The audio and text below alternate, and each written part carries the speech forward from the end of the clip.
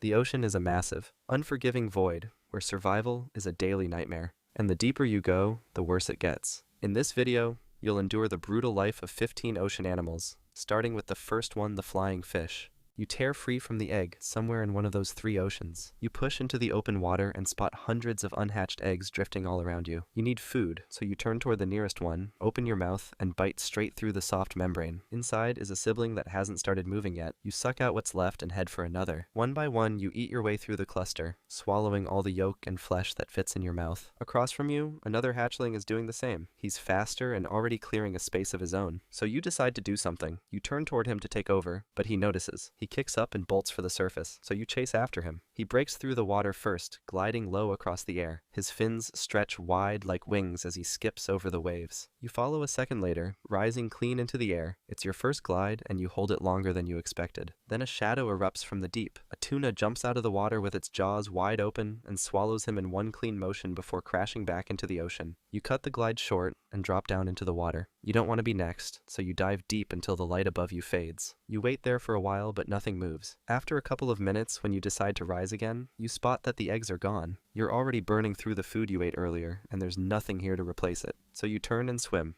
and now you're on your own. Skip forward a bit, and you're 3 weeks old now. You haven't seen another flying fish since the tuna incident. You drift in the open layer, snapping at copepods and whatever else floats by, but there's not much food here. Then one morning, the light below you changes. Hundreds of ripples cut through the water. Dozens of juvenile fish swim by in perfect synchronization. Mostly half-beaks, but a few look like you. You dive and slip into formation at the edge of the group. No one chases you off, so you stay and copy their movements. You turn when they turn, and dive when they dive. You bump the others a few times, but they don't react. They're focused ahead, moving as one. You stay in the middle, not because it's safer, but because it's easier to keep pace there. Then the school splits apart. A lancetfish shoots up from below, and the group breaks in every direction. Some fish go up, some veer off to the sides, but you stick close to a tight cluster and follow them straight down. One flying fish near the edge tries to escape a different way. It kicks up hard and launches into the air, hoping to glide to safety. But it doesn't get far. A bird dives from above and snatches it mid-air before it can turn. You stay low and keep your place in the cluster. The water stays quiet behind you, and the predator doesn't follow. For now, you're safe. A few minutes later, the group slows down and rises together. You follow them up toward the surface. There are fewer fish now, but they swim closer together, and no one moves away when you pass. Skip forward again, and you're 2 months old now. You're still swimming with the same school, gliding through the surface layer in a wide formation. You're not the fastest in the group, but you've learned how to stay in the middle and let the others block the current for you. Then something catches your eye. Off to the side, a large jellyfish floats near the surface. It's tilted sideways and barely moving. The others pass it without looking, but you slow down and drift toward it. If it's dead, it might be food. You bite one of the trailing edges. It's soft and doesn't react, so you bite deeper. That's when the tentacle snaps forward. It coils for less than a second, but the sting runs straight across your side. You back away fast, but it's too late. The venom locks your muscles and slows your swimming. You try to catch up to your group, but you're not fast enough anymore. The school pulls farther ahead with every turn. You flick your tail to signal, but no one slows down. You're not worth waiting for. You trail behind for a while, but whenever you get close, they scatter and reform without you. You're not part of them anymore. They won't risk being seen with something that moves too slow, because it would make them a target. You're alone again, drifting under a floating leaf. The burn on your side fades slowly, but you still swim crooked. The jellyfish is gone, and so is the school. You thought you were being smart, breaking off to get an easy meal. But out here, smart doesn't help if you're wrong. You're 11 weeks old now. You haven't seen another fish in days. You swim alone, moving slowly and staying close to any drifting debris you can find. The light feels brighter out here, and every shape that breaks the surface could be a threat. You spot a shrimp hanging just below the waterline. You speed up, bite through the tail, and lunge upward with the momentum. It's not a high jump, but it makes noise, and that's all it takes. A young seagull tilts in from above. You see the white flash of feathers as it circles wide. You dive, but not deep enough, and it follows your path. It doesn't dive yet. It's watching how you move. You glide again a few minutes later to test if the seagull is still watching, and it shifts its flight to match yours. You cut the glide short and swim under a floating branch, hoping it will lose track of you. But it circles once, lands for a moment, and waits. As soon as you move again, it lifts off and begins circling overhead. It's not striking yet. It's waiting for the perfect moment. It wants to catch you in the air. So you give it what it's waiting for. You kick upward and glide out of the water with your fins wide. The seagull locks onto you and starts to close in from above. But before it can reach you, you kick again and shoot straight up. Your body slams into its chest, knocking it off balance. The seagull flails in the air and falls backward into the sea. You hit the surface a second later and dive deep. When you circle back, the seagull is still floating there, paddling with its wings. But it's young, and its feathers aren't entirely waterproof, so it sinks a little more with every movement. You watch for a few seconds, then turn and swim away. It's not food, and you don't want to be here when something else comes looking. Skip forward, and you're 6 months old now. You're swimming past the edge of a reef slope when you see her. It's another flying fish gliding just above the surface. She lands near a thick bloom of plankton, and instead of bolting when she sees you, she stays. You move in beside her and start feeding. She strikes from above while you come in from below, and together you clear through more food than you've had in days. You match each other's pace without trying. She startles a shrimp straight into your path, and you loop back later to push a cloud of copepods toward her. That night, you shelter under a drifting log, close enough to see each other's outlines in the dark. She doesn't leave, and you don't want her to. But something changes the next morning. She starts nudging you off course. When a school of anchovy passes, she slices through the middle before you can react and drives them away from your reach. Later, you spot a soft-bodied larva drifting just ahead and move in to bite, but she cuts you off and takes it first. You turn around and spot a juvenile squid floating near the surface, so you line up your strike, but she slams into your side mid-turn and takes it right out from under you. You eat less that day, and less the next. She's not attacking you, but she's not helping anymore, so you stop chasing food and start watching her. You drift behind her at a distance, thinking whether it's worth chasing her off, or if it would be easier to let her push too far and take what's left after. But by the end of the third night, she slows down. Then, during a dive, she rolls slightly to one side and stalls. That's when you see the pale thread trailing from behind her. She's spawning eggs. One slow contraction at a time, she releases a cloud of eggs into the water. They hover briefly, then fade into the current. You move closer and think about killing her. She's weak enough now that it would be easy. But before you do anything, her body slips sideways and starts to sink. She folds once and drops out of sight. You wait a moment, then turn away and rise. Sometimes you don't have to kill. You just have to last longer. Skip forward again and you're 9 months old now. You're faster and stronger than you used to be. So when you spot a new school of flying fish, you don't wait long. You move in from the side and slide into the group. No one drives you off, so you stay. You swim with them through a thick zone of plankton and larvae. It's the first time in weeks you've eaten without a fight. For a moment, it almost feels safe again. Then the water pulses. You hear clicks around you, then feel the pressure shift again. It's dolphins. They're already close. Just 3 dolphins sweeping in from the sides and below. The school scatters on instinct. Some shoot upward, while others dive. But you try to veer left and a dolphin blocks your path, pushing you back toward the center with 3 others. The first strike comes without warning. One dolphin lashes its tail and folds the fish around the impact so hard the body bursts open mid-water. The second grabs another by the tail and whips it upward. Before it even starts falling, another dolphin rises and slams it sideways with its mouth. You turn hard and dive, hoping they're distracted, but one of them is already below you. It lifts you by the ribs and throws you into the air. You twist and hit the surface on your side, but another strike sends you tumbling again. They're not chasing to feed, they're just playing for fun. You try to pull away, but before you can, the dolphins grab the last fish beside you. One clamps its head, the other takes the tail, and together they pull until the body splits. You drift back and see both halves drop like nothing. You're the only one left now. One dolphin circles back and clips your side with a glancing hit. It's enough to lock your tail for a second, but you force it to move. You shove everything into one kick and break the surface, gliding low and trying to escape. Behind you, the dolphins keep chasing, but after a couple of seconds, they suddenly slow down. A pufferfish floats just beneath them, already puffed up. One dolphin nudges it with its mouth, and another takes a bite and twitches. They stop following you. They want to get high instead. They drift back, rolling and circling the pufferfish, and leave you behind without a second glance. You crash into the water far ahead and sink low. You survived, but barely. There's no school left to join. You're alone again and running out of time. If you want to make it, you'll have to take a risk. Something bigger than anything you've tried before. You're 11 months old now and you haven't eaten in 2 days. You've tried chasing schools, but they scatter before you get close. And every time you follow a trail, it ends in nothing. Then one night you see something strange ahead. A bright glow that doesn't flicker like plankton and doesn't drift like moonlight. It's steady and too bright to be natural. You move toward it slowly. A few other fish are already circling the area, dipping close and rising again. One dives low, bites something near the base, and vanishes upward without a trace. You hold back for a moment, but the glow stays fixed, and the smell in the water feels like food. It doesn't move, so you swim closer out of curiosity. You circle once, checking for threats, but nothing changes, so you surge forward and snap at a small glint just below the light. The hook punches through your mouth before you even register the pain, and a second later, a line pulls tight and jerks you upward. You twist and kick, but the pressure changes too fast and the pull doesn't stop. You rise through the water with your head forced back and your tail flailing behind. Then, you break the surface. A hand grabs you and pulls the hook free. You flop once, against something hard and wet, trying to breathe but you're suffocating. 2 men lean over you. One lifts you by the tail and the other raises a phone. The flash goes off. Then you're dropped on a board, still alive but already fading. You came for food and followed the light, and now you're just a photo. That was the flying fish. Next is the salmon.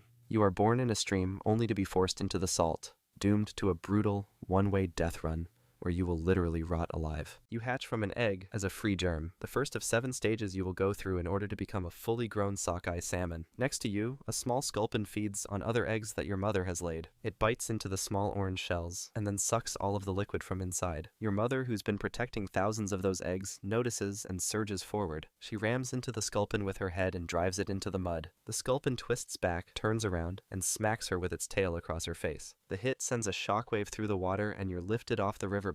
You tumble backward, spinning around until you wedge yourself between a piece of seaweed. Your mother chases the sculpin as it tries to swim away, but she's weak after the spawning and can't catch up to it. The sculpin slips away by making a sharp turn, and she stops moving. Now that her job is fulfilled, she passes away and her body drifts down with the current. You're on your own now, and this is where real life begins. But you have a big problem. You can't move. You'll have to wait until your body transforms more. So you stay in place as pieces of eggshell float around you. As it turns out, those eggshells are food for small insect larvae that crawl through the riverbed. And to your displeasure, one of them is coming straight towards you. It brushes past your body as it steps on you and continues forward looking for more food. You stay still in the open water and watch the insect disappear into the sand. The river quiets down again, and for the first time, nothing moves. You let yourself drift with the current and settle against the sand. You'll be here for a while, waiting for your body to grow strong enough to swim. Skip forward, and you're 2 months old now. You've transformed into an alevin, the second stage of your life. Your body looks different now. The yolk from your egg is still attached to your stomach, and that's your only food source. You can't hunt yet, so you live off that sack until it's gone. You spend your days at the bottom, half buried in the sand and safe from the eyes of anything bigger. But every day you move a little more.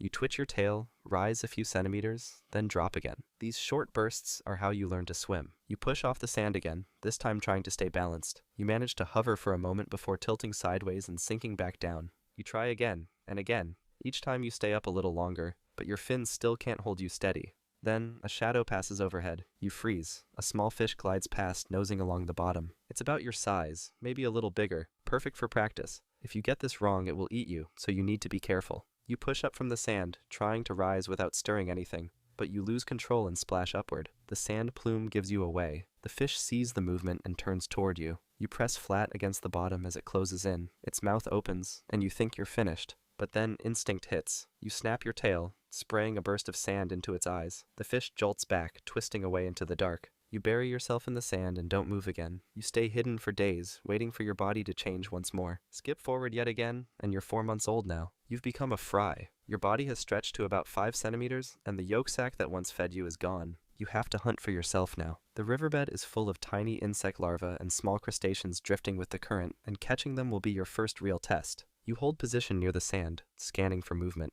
A larva wriggles close, bouncing along the bottom. You push forward, timing your strike just like you practiced rising from the sand. But when you lunge, you misjudge the current. The larva bumps against your snout and drifts away untouched. You stop, completely stunned, and let it go. Your first hunt was a failed one, but you don't give up. You circle wider, following the flow and refusing to waste the effort.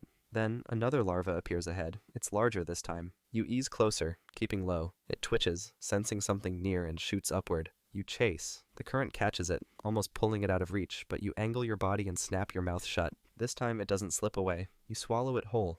It's your first real meal. For the first time since you were born, you feel full because of something you earned yourself. You keep practicing. You burst forward at random shapes, trying to hit targets fast before they disappear. Every hunt sharpens your aim and speed. But now, you also have to learn how to stay alive. Larger fish, like young trout, patrol these waters, and birds hover above. Then a shadow crosses the surface. It's a heron. You bait it by rising close to the top, pretending to feed, and it dives instantly. You dart straight down before it even reaches the water. It misses, and you watch it fly off. Around a year later, you've grown into a whitebait, the stage between a small fry and something bigger. You're around 12 centimeters long now, stronger, faster, and far less fragile than before. You feed constantly, picking off anything small enough to fit into your mouth. Tiny shrimp, insect larvae, even baby minnows. You don't need patience anymore. Food is everywhere, and your speed is enough to catch it. Inside your body, changes have already started. Your blood shifts, preparing to handle salt water. Then, while swimming, you spot movement ahead. It's a small fish, about your size. You chase it, cutting through the current with short, hard bursts. The fish darts left, then right, trying to lose you in the reeds, but you match every move. It slips out of view for a second, then you rush forward and catch it head first. You thrash once, and it goes still, so you swallow it whole.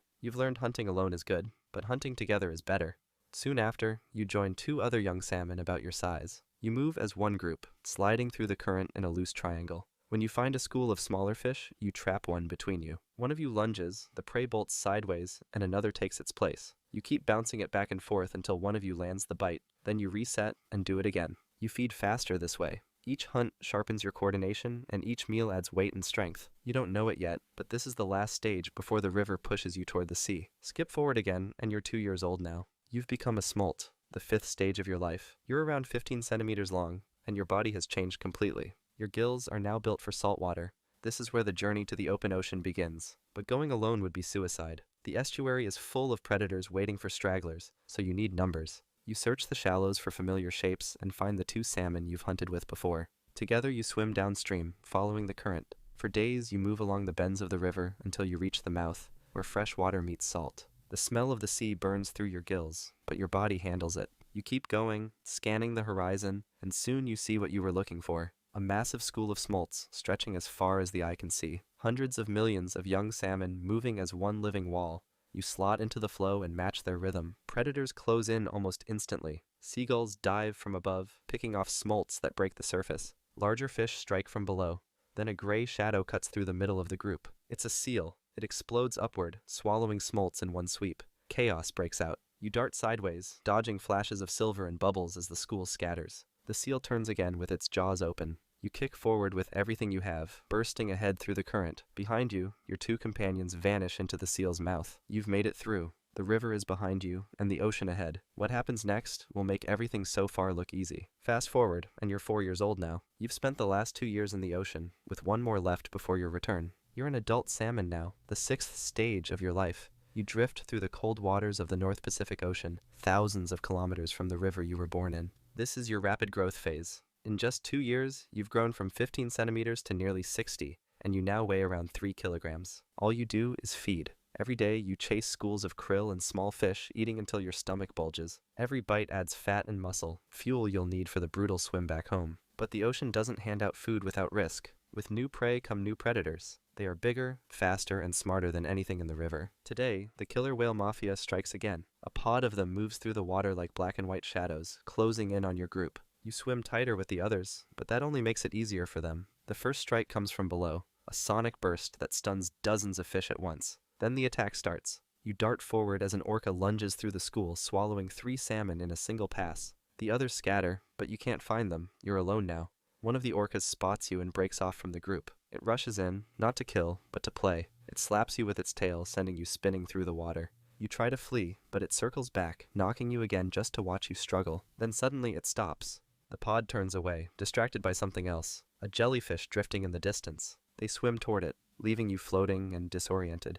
But you catch your breath and straighten out. You survived, but barely, so you return to feeding like nothing happened. Because you know the next time you stop moving, it won't just be a game, it'll be the start of the hardest journey of your life. Around a year later, your body changes completely. Your skin turns bright red, your head darkens to green, and your jaw hooks forward like a blade. You also stop eating entirely. Your body tells you it's time, and the fat you built over the last 3 years becomes your only fuel. Your task now is simple. Return to the river you came from. You join a massive school of salmon, all with the same mission. Seals, sharks, and orcas cut through the group, feeding non-stop. The current is against you, and every kilometer feels heavier than the last. Still, you keep moving. When you finally reach the mouth of the river, the salt burns against your skin. You push through it and begin your final climb upstream. The current here is strong. Rocks and waterfalls block your path, but you leap again and again until you clear them. Around you, hundreds fail, smashing against the stones, but you keep going until you reach calmer water. Since you're a male, you're built for fertilizing eggs. You find a female digging a red in the gravel.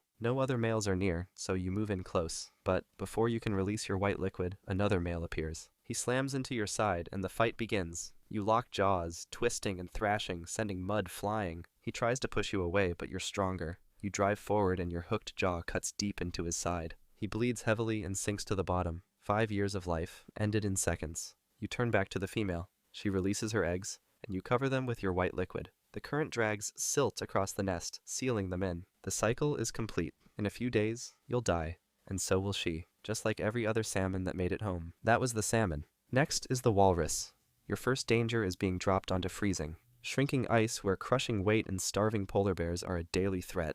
You slide out onto the ice. Before you can even react, your mother presses against you, keeping you close. You don't know it yet, but without her, you wouldn't last a day. Your skin is thin, stretched over muscle with no insulation. You shiver because you don't have the one thing that keeps the others warm, a blubber. Instead, your blood vessels are close to the surface, giving your skin an orange tint as they work overtime to keep you from freezing. It won't be like this forever. Every gulp of your mother's milk is packed with fat, and soon the cold won't be a problem. But right now, it is. You move forward, your flippers slipping on the ice. Your mother's tusks scrape against the frozen surface as she moves. They are huge and covered in scratches. Meanwhile, you don't have tusks at all. You won't even start growing them for another 2 years. Right now, they would just get in the way. Your mother shoves you off the edge of the ice. The water pulls you under. You sink too fast, kicking your flippers without control. You try to move, but your body doesn't know how. Your mother watches from above, just waiting for you to do something. If you can't figure this out, she won't save you. You struggle, your front flippers spreading wide, but it does nothing. The water drags you deeper. Then the panic sets in. Your instincts scream at you to move, but nothing is working. Then something changes. You push down harder, kicking with your back flippers. This time you stop sinking, and you rise. You burst through the surface, gasping for air. Your mother is still watching. She dives beneath you, circling and waiting to see what you do. You don't get a break. She nudges you from below, pushing you forward, and you kick again. The whole process is slow, but it works. For the next few weeks, you barely leave her side. You copy everything she does. You learn when to dive, when to breathe, and when to rest. Your muscles strengthen, and you start moving and swimming faster. Skip forward a bit, and you're 2 months old now. You stay close to your mother, drink her milk, and rest on the ice while the herd moves around you. Most of the time, nothing happens, but today is different. Your mother lifts her head. The others do the same. Something isn't right, and you can feel it. Then your mother lets out a deep, loud call, and everything changes. The herd reacts instantly. Walruses slide off the ice one after another, splashing into the water as fast as their heavy bodies allow. Your mother doesn't hesitate. She turns and pushes you forward, herding you toward the edge. Then you see it. A massive polar bear moving towards the herd. Its steps are slow and careful, its head low as it watches the calves that haven't made it to the water yet. It is looking for something small, something weak, something like you. You push forward as fast as you can, but your flippers keep slipping on the rough ice. Your mother has already disappeared into the water, but you are still stuck on the surface, your body dragging as you try to reach the edge. The bear picks up speed. It knows who it is chasing now, and it isn't stopping. You push harder, flippers scraping against the ice as the bear closes the gap behind you. Its paws pound against the surface, but just as it lunges forward, the ice disappears beneath you and you drop into the ocean. The water slams into you, and for a moment everything is silent. Then a loud splash fills the water. The bear jumped in. It's super fast, much faster than you expected. You try to escape, but you are slow and the bear is quickly catching up. Then something rushes past you. It's your mother. She crashes into the bear's side, forcing it away before it can reach you. The bear twists in the water, its large paws swinging toward her, but she has already turned, circling back around to cut off its path. You don't stop to watch. You keep swimming, pushing yourself forward with everything you have. The bear hesitates. It watches her for a few seconds, its dark eyes locked onto her, but then it turns away. It climbs back onto the ice and disappears into the distance. You stay close to your mother, trying to process what just happened.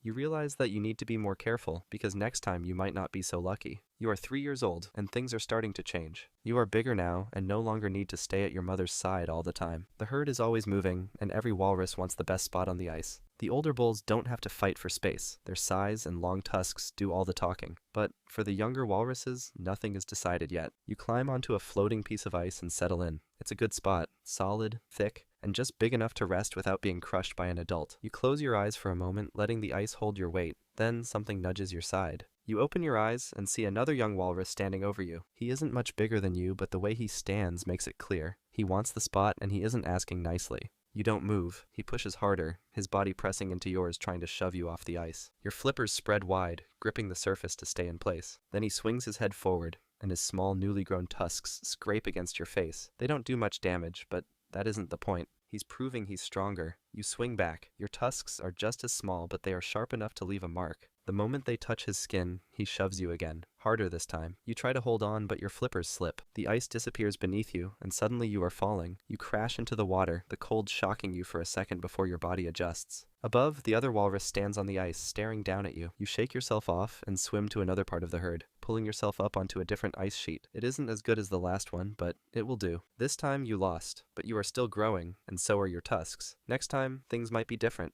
At 5 years old, the life in the herd is starting to feel normal. You've grown larger, nearly twice the size you were as a calf, and your tusks have finally started to take shape. Other young walruses respect you more, and pushing matches over ice space aren't as one-sided as they used to be, but size means nothing in the open ocean. The herd is swimming today, spread out across the water as the adults lead the way. It's peaceful at first, but then something changes, clicks. You don't know where they're coming from, but they are everywhere. The adults start swimming faster. The younger walruses follow without hesitation. Then, the first one disappears. It happens so fast. 1 second, a walrus is just ahead of you, swimming toward the herd. The next, it's gone. Then another vanishes. The ocean is no longer safe. Orcas are here. You push forward, flippers cutting through the water, trying to keep up. The clicks get louder, bouncing off everything around you. The orcas know exactly where you are. A dark shape rushes past. Then another. They slice through the water, circling, waiting. The herd is too big to attack head-on. They want to separate someone. They want you to panic. Waves crash ahead as the orcas work together, breaking apart the formation.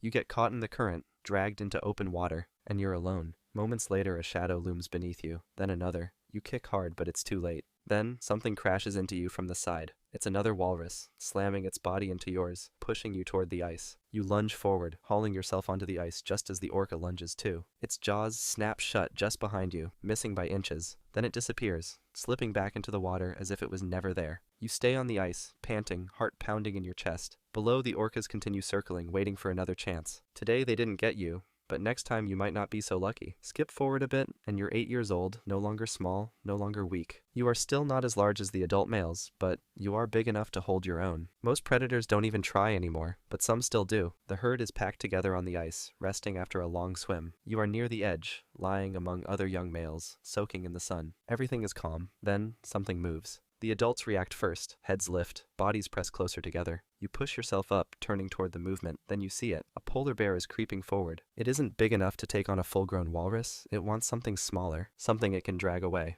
The calves are in the center, protected by their mothers, but the bear is patient. It's waiting for a mistake, and it finds one. A young calf, resting too close to the edge. The bear moves faster. It only needs one lunge. But this time, it isn't the mother who reacts first. The herd surges forward all at once. The ground shakes beneath you as dozens of walruses turn toward the bear, moving as one. The closest male, twice your size, throws his weight forward, tusks swinging toward the predator. Others join him, their heavy bodies crashing into the ice. The bear hesitates. It tries to back away, but it is already too late. The largest males press in, surrounding it. The bear stumbles, stepping backward too quickly. Its paw slips, and it falls. The walruses don't stop. One of them swings his head, cutting deep into the bear's shoulder. Another slams into its ribs, sending it sliding across the surface. The bear scrambles to its feet, gasping for breath, and starts running. It disappears into the distance, dragging its injured leg behind it. You settle back down, pressing into the herd. The young walrus is safe, but this time, the predator was the one running for its life. At 10 years old, everything feels different. The deep bellows of bulls echo across the ice while the ground shakes beneath their massive bodies as they drag themselves forward. The air is thick with tension. The breeding season has begun. The dominant males move first. They are enormous with long tusks and skin covered in scars from years of battle. They take the best spots near the females without question. The younger bulls stand back, knowing they cannot compete. But you are not like them. You have waited long enough, and now instinct pulls you forward. A female rests near the edge of the group. Her tusks are shorter than the older cows, and her body is thick with blubber. She has not chosen a mate yet. You approach with slow and deliberate steps, letting her see you. She does not move away. That is when you hear the grunt behind you. Something heavy slams into your side and forces you to stumble. A young bull stands over you. His tusks are lowered, and his message is clear. Leave.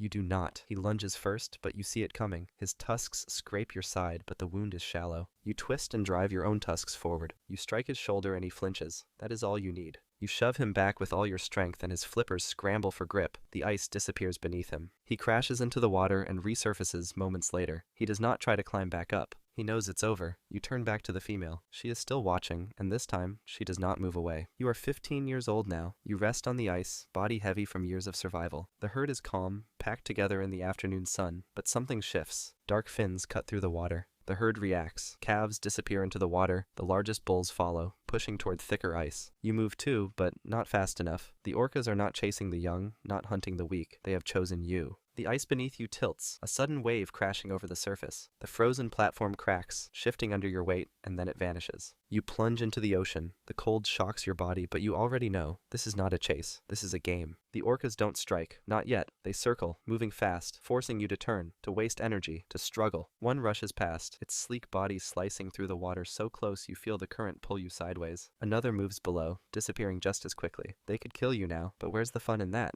Then, the first hit comes. Not a bite, not a fatal strike, just a body slamming into yours, knocking the air from your lungs. You try to right yourself, but another force strikes from below, flipping you upside down. The world spins. You kick hard, but there is nothing to hit. They let you rise, let you catch a breath, just to rip it away again. One grabs your flipper, drags you down, then lets go, watching as you struggle back up. Another clamps onto your back, just for a second, before shoving you sideways like a toy. Again and again, they take turns, watching you fight, watching you panic, watching you tire. Then, finally, they are done playing. The largest orca moves first, ramming into your ribs with full force. Another grabs onto your side. More follow, swarming, dragging you deeper. The surface fades, the ice vanishes, and the last thing you feel is the weight of the ocean pulling you into the abyss. The orcas leave. They do not eat. They do not need to. The game is over, and they have already moved on to find something else to play with. The herd moves forward. The Arctic continues, and somewhere far away, another calf takes its first breath, never knowing the fight that waits ahead. That was the walrus. Next is the manta ray. You are born as a giant, slow-moving target in an open ocean with absolutely nowhere to hide. You slip out of your mother, somewhere in the Indian Ocean. Your wings are folded tight against your body, wrapped around you like a blanket, so you start sinking slowly through the blue water. Your mother glides away without turning back, her massive shape disappearing into the distance. You twist once, then again, trying to move, but your wings stay pressed together. Then the membrane between them separates slightly and you force them apart, unfolding one side, then the other, until both wings stretch out wide. But your left wing catches on itself near the tip and folds backward, throwing your body into a tilt. You pump both wings trying to straighten out, and after a few attempts, the caught edge pulls free and you level off. Now you're gliding forward, slow and unsteady, your wings beating out of rhythm. Small fish appear near your belly and latch onto your skin. You try shaking them off by twisting sideways, but they hold tight with their mouths pressed flat against you. They're remoras and they're not trying to hurt you, but you don't know that yet, so you keep trying to shake them loose. Then something large moves through the water ahead. A barracuda cuts across your path, its body long and silver, mouth slightly open. You stop moving completely, wings frozen mid-beat, and it glides past without slowing. It doesn't even look at you, but your body stays still until it's gone. After that, you start moving again, this time with more control. Your wings beat slower now, finding a rhythm that keeps you steady. The water around you is thick with tiny drifting specks, and you angle your body towards shallower water where the specks gather more densely. You'll stay in these shallower waters for now, but eventually you'll need to travel much farther to find enough food. Skip forward 2 weeks and you're hungry. You haven't eaten properly in days, so you're gliding through the shallower water looking for food. Then you spot a thick cloud of plankton drifting ahead, tiny specks packed together so densely the water looks hazy. Other young rays are already there, gliding through it with their mouths open. You need to eat, so you pump your wings harder and speed toward the cloud. But when you reach it and open your mouth wide, the plankton scatters in every direction, pushed away by the water you're moving. Your mouth closes on nothing, so you slow down and watch one of the other rays instead. It's barely moving, just gliding through the bloom with its mouth open and its body relaxed, letting the current push the plankton in. You try copying it, opening your mouth and slowing your wings until you're drifting more than swimming. This time the plankton doesn't scatter, and you feel the tiny specks sliding past your gills as the water flows through. Then something hard bumps your belly from below, throwing you upward and making you twist sideways. A sea turtle breaks through the surface of the bloom, with its head pushing up into the same patch you were feeding in. The turtle doesn't leave. It starts circling the bloom from one side while you circle from the other, both of you gliding slowly with your mouths open. You pass each other twice, then a third time, and the plankton starts thinning between you, but there's still enough. You open the fins on either side of your mouth, unfurling them forward so they funnel more plankton toward your throat. The water keeps flowing through your gills, and your belly finally starts to fill. The bloom won't last more than a few days here, and when it's gone, you'll need to follow the current to find the next one. You're 3 months old when the plankton starts disappearing. You've been gliding through the same area for days, but the water is thinner now and there's almost nothing to eat. You haven't fed properly in 2 days, so when you spot larger rays swimming in one direction, you follow them without thinking. They're moving together in a loose group, all heading the same way, so you pump your wings and join them from behind. You glide for hours through open water with nothing below you except blue that goes down forever. Your wings start aching from the constant movement, but you keep the same rhythm as the others, beating slowly and steadily. Then something large moves in the deep water beneath you. You can't see it clearly, just a dark shape that rises slightly then drops back down into the blue. It doesn't come closer, so you keep swimming. After a while, the water around you starts changing. It's thicker now, filled with more drifting specks, and ahead you see a massive cloud of plankton stretching wider than anything you've seen before. The other rays angle toward it, so you do the same. There are dozens of them now, all gliding into the bloom together with their mouths opening wide. You open yours and unfurl your cephalic fins, funneling the plankton toward your throat as you drift through the cloud. The current pushes food through your gills in a steady stream, and you don't have to search for it or chase it. It just comes to you. You feed until your belly is full, then keep gliding through the bloom with your mouth still open, letting more plankton flow through. The other rays do the same, circling through the thickest parts and feeding without stopping. You'll return to this place when the season changes again, but first, you'll need to survive what's waiting in the deeper water. Skip forward a bit, and you're 8 months old now. The remoras on your belly have been pulling at your skin for days, and you need them gone, so you glide toward a coral outcrop where you've seen other rays get cleaned. Small fish are gathered there, darting around the rocks and waiting. 2 larger rays are already hovering above the station with their mouths open slightly, so you circle nearby and wait for your turn. After a while, one of the rays glides away and the cleaner fish move to the second one. Then that ray leaves too, so you slow down and position yourself above the rock. The cleaner fish come toward you immediately, swimming up to your gills and starting to pick at the parasites clinging there. You open your mouth slightly and one of the fish moves inside, pulling at something caught between your gill slits. But then a massive ray glides directly into your space, twice your size, and pushes you sideways with its wing. You tilt off balance and drift away from the rock. The cleaner fish leave you and move to the larger ray instead. You need to get cleaned, so you circle back around and try to return to the same spot above the station. But the larger ray turns and swims straight at you with its mouth closed and its body angled forward. You don't stay. You pump your wings and veer to the side, gliding away from the outcrop entirely. The larger ray doesn't follow. It just turns back to the station and hovers there while the cleaner fish keep working. You watch from a distance, then move on and look for another place to get cleaned. In a few months, you'll be bigger, but right now you're still in the middle, and that means waiting your turn. You're 2 years old when something changes. You're gliding through a feeding area when you spot a larger female ray moving through the same water, and without thinking, you start following her from a distance. She glides forward steadily, so you pump your wings and move beneath her, then shift to her side, matching her pace exactly. You've never done this before, but it happens automatically. Then another male appears from the other direction, larger than you, and he positions himself between you and the female. You try to circle around him to get closer to her, but he mirrors your movement and blocks you again. The female keeps gliding forward without slowing, ignoring both of you completely. So you speed up and try to pass him. You pump your wings harder and angle toward the female's left side, trying to grab her wing with your mouth. But the other male rams into your side before you reach her, hitting you hard enough that you spin sideways and lose your momentum. You right yourself and try again, but he's already repositioned himself between you and her. Then the female tilts her body and drops down into deeper water, gliding away from both of you. The other male follows her immediately, staying close behind as she goes. You start to follow too, but they're already too far ahead, so you stop and let them disappear into the blue below. You turn back and return to the feeding area, gliding through the plankton cloud with your mouth open. The other rays are still here, circling through the bloom and eating steadily. You join them and feed until your belly is full, but the female doesn't come back. You're not strong enough yet to win against the older males, but your body is still growing, and soon the odds will shift. Skip forward to 4 years old, and you've reached full size. You're gliding near a cleaning station when you spot a female hovering above the rocks with her mouth open slightly, letting the cleaner fish work on her gills. You want to mate, so you glide directly toward her without slowing, positioning yourself beneath her and slightly behind. Then another male appears from your left, about the same size as you, and he starts moving in to block your path. But you don't back off this time. You turn sharply and ram your head into his wing, pushing him sideways. He retaliates immediately, twisting around and hitting your side, so both of you spiral together through the water for a moment before separating. You right yourself and move toward the female again,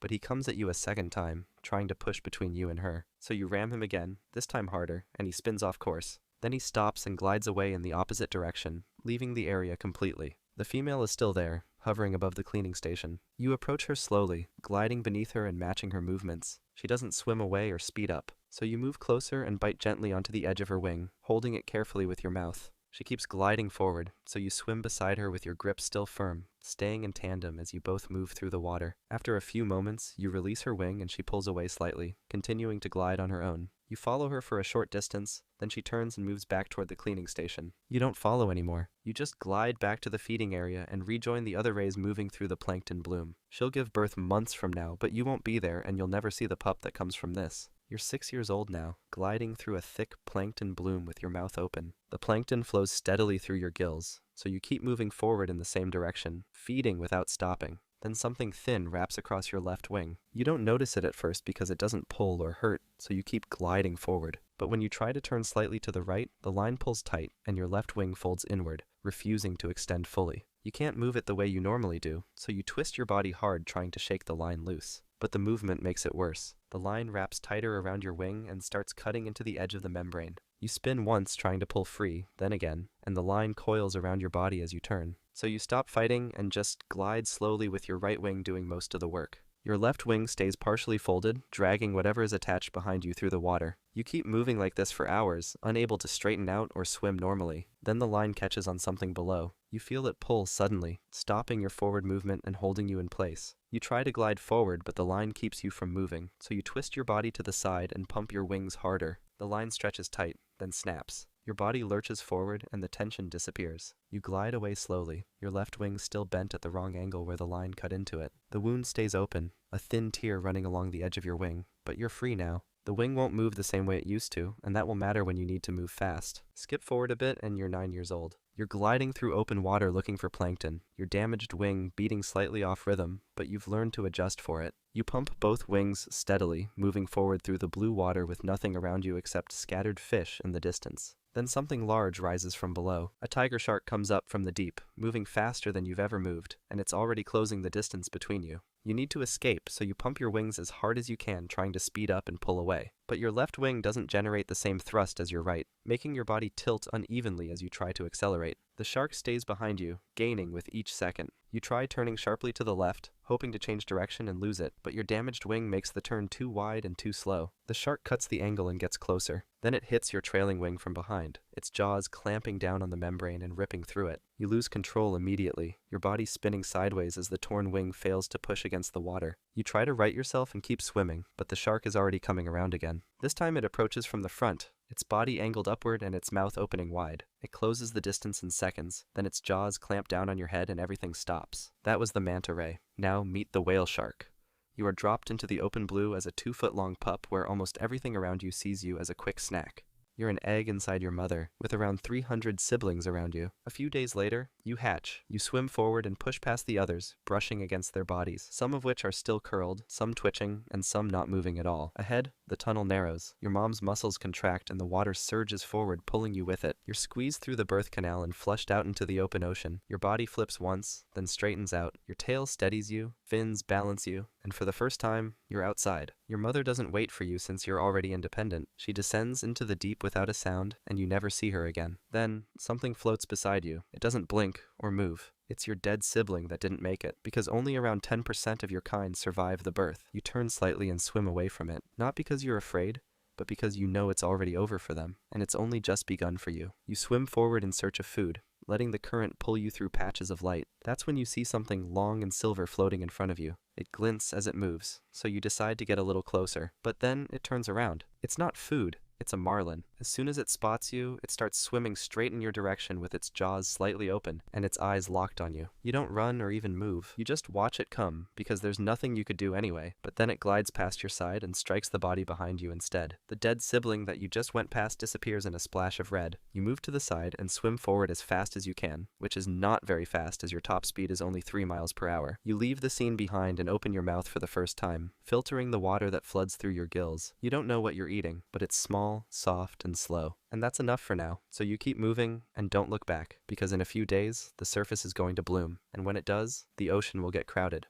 You're 1 month old now. In the time since birth, you've grown to nearly 2 feet long, but you're still small enough to vanish in a shadow. You stay close to the surface, riding the current and feeding almost constantly. Your mouth stays open as you move, filtering thousands of tiny organisms with every beat of your tail. You don't chase, you don't attack. You just move through the water and let it feed you. Most of your siblings are already gone, picked off by predators, or too slow to keep up. You haven't seen another one in days, but something's changing in the water around you, because you're nearing the bloom. And this time, you're not going to be the only one feeding. The coral starts spawning all at once. It begins as a light haze in the water, then thickens until everything turns cloudy. You swim straight through it with your mouth open, dragging a curtain of eggs and larvae across your gills. The food is everywhere, and for a moment it feels endless. Then, the others arrive. Small fish dart in first, ripping through the cloud with open jaws. Behind them, tuna and jacks strike in wide bursts. Then reef sharks appear, scattering the schools and driving them into tighter packs. You stay low and keep filtering, but you're not the only whale shark here. One rises from below. It's bigger and older, nearly twice your size. It doesn't slow when it passes. It just pushes the water aside like you're not even there. You rise into the bloom, angle your body up, and stop swimming. You start suction feeding, drawing in prey with each full body pull. It's way more efficient than swimming, and for a few seconds, it works. Then you get hit. Another whale shark collides with your side and throws you off balance. Your mouth slams shut and the prey cloud scatters. You flip once, regain control, and open your jaws again, but it's already gone.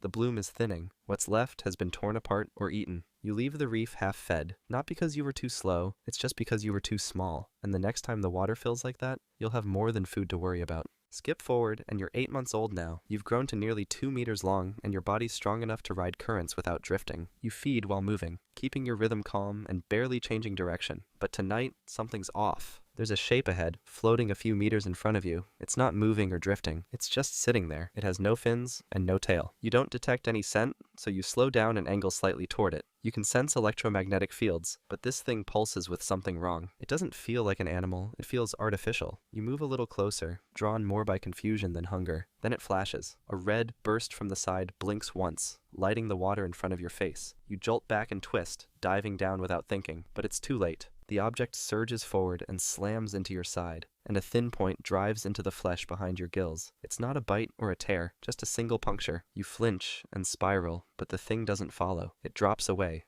disappearing as fast as it came. The pain doesn't stop. You keep diving until the light fades above you and the pressure builds below. The hook stays in. It doesn't bleed, and you can't really reach it and take it out. So you rest deeper than normal for the next few days, avoiding the surface and avoiding anything that you could encounter. When you finally rise again, you feed slower and make sure to steer wide around shadows. You don't know what it was, but it knows where you are now, and it's not the last one you'll see. You're 2 years old now and just over 3 meters long. You've been roaming further lately, because the upper water's too crowded and you can't catch food so easily. Swarms of smaller fish weave between the light. A turtle floats above you without moving its fins. You pass underneath it without changing course, not looking for anything specific, just holding your path and keeping your distance. Then something hits you from the left. You don't see it coming, only feel the flash of movement and then the pressure. A sharp contact slams against your flank, then drags backward. You twist instantly, tail snapping sideways to break free. By the time you stabilize, the shape is already gone, but you saw enough. It was a blue shark, thin and fast. Smaller than you, but not by much. It came in from the side, opened its jaws, scraped its teeth across your skin, and vanished into the dark without making a sound. You turn once, scanning the water around you, but there's nothing. Then it comes back. You see it a few meters away, circling lower this time. It's not feeding. It's just trying to be a menace and show you that this isn't your space anymore, and you're not welcome here. It charges again, coming in low and angling up toward your belly. You stay steady watching it approach. Then, at the last moment, you turn hard and throw your full weight into a tail strike. The water pops as your fin slams across its face. You feel the contact. It kicks away and spirals once before retreating. Blood spills from its gills in a thin red line. But you don't chase it. You don't need to, because it's already leaving. You hover for a moment longer, holding your depth and making sure it's not coming back. Then you angle down and drift lower, letting the cold surround you. The cut it left behind still burns. 10 centimeters long, not life-ending, but it'll stay with you for a while. And next time something moves like that, you won't wait to get hit. You're 5 years old now and over 6 meters long. Too large for most things to bother you, but not large enough to be left alone. You've stopped hugging the reefs and started drifting into deeper lines, riding warm currents across entire regions without even tracking the distance. You just move slow and feed long, keeping your energy low and your mouth open whenever the water thickens with prey. The corridor ahead is different. It's packed with anchovies, mackerel, and dust trails of plankton so dense the water barely clears between swirls. You rise into the center of the corridor, mouth open, letting the fish flood past your gills, but something catches. You try to push forward, but your body jerks sideways. One of your fins gets stuck, then the other. You've hit a net. It's stretched tight across the water column, nearly invisible. You twist once and feel the tension pull across your back. You freeze. Then the water shifts. Shadows move around the edge of the school and come straight in your direction. It's the killer whale mafia. They circle slowly at first. One nudges the net, another pulls at it with its teeth. They're not confused. They're testing it. Then one yanks the top corner, and another slams into the middle. The lines snap. You kick once, find a gap, and break through, but they follow. One orca closes on your tail, but you don't run. You already know what to do.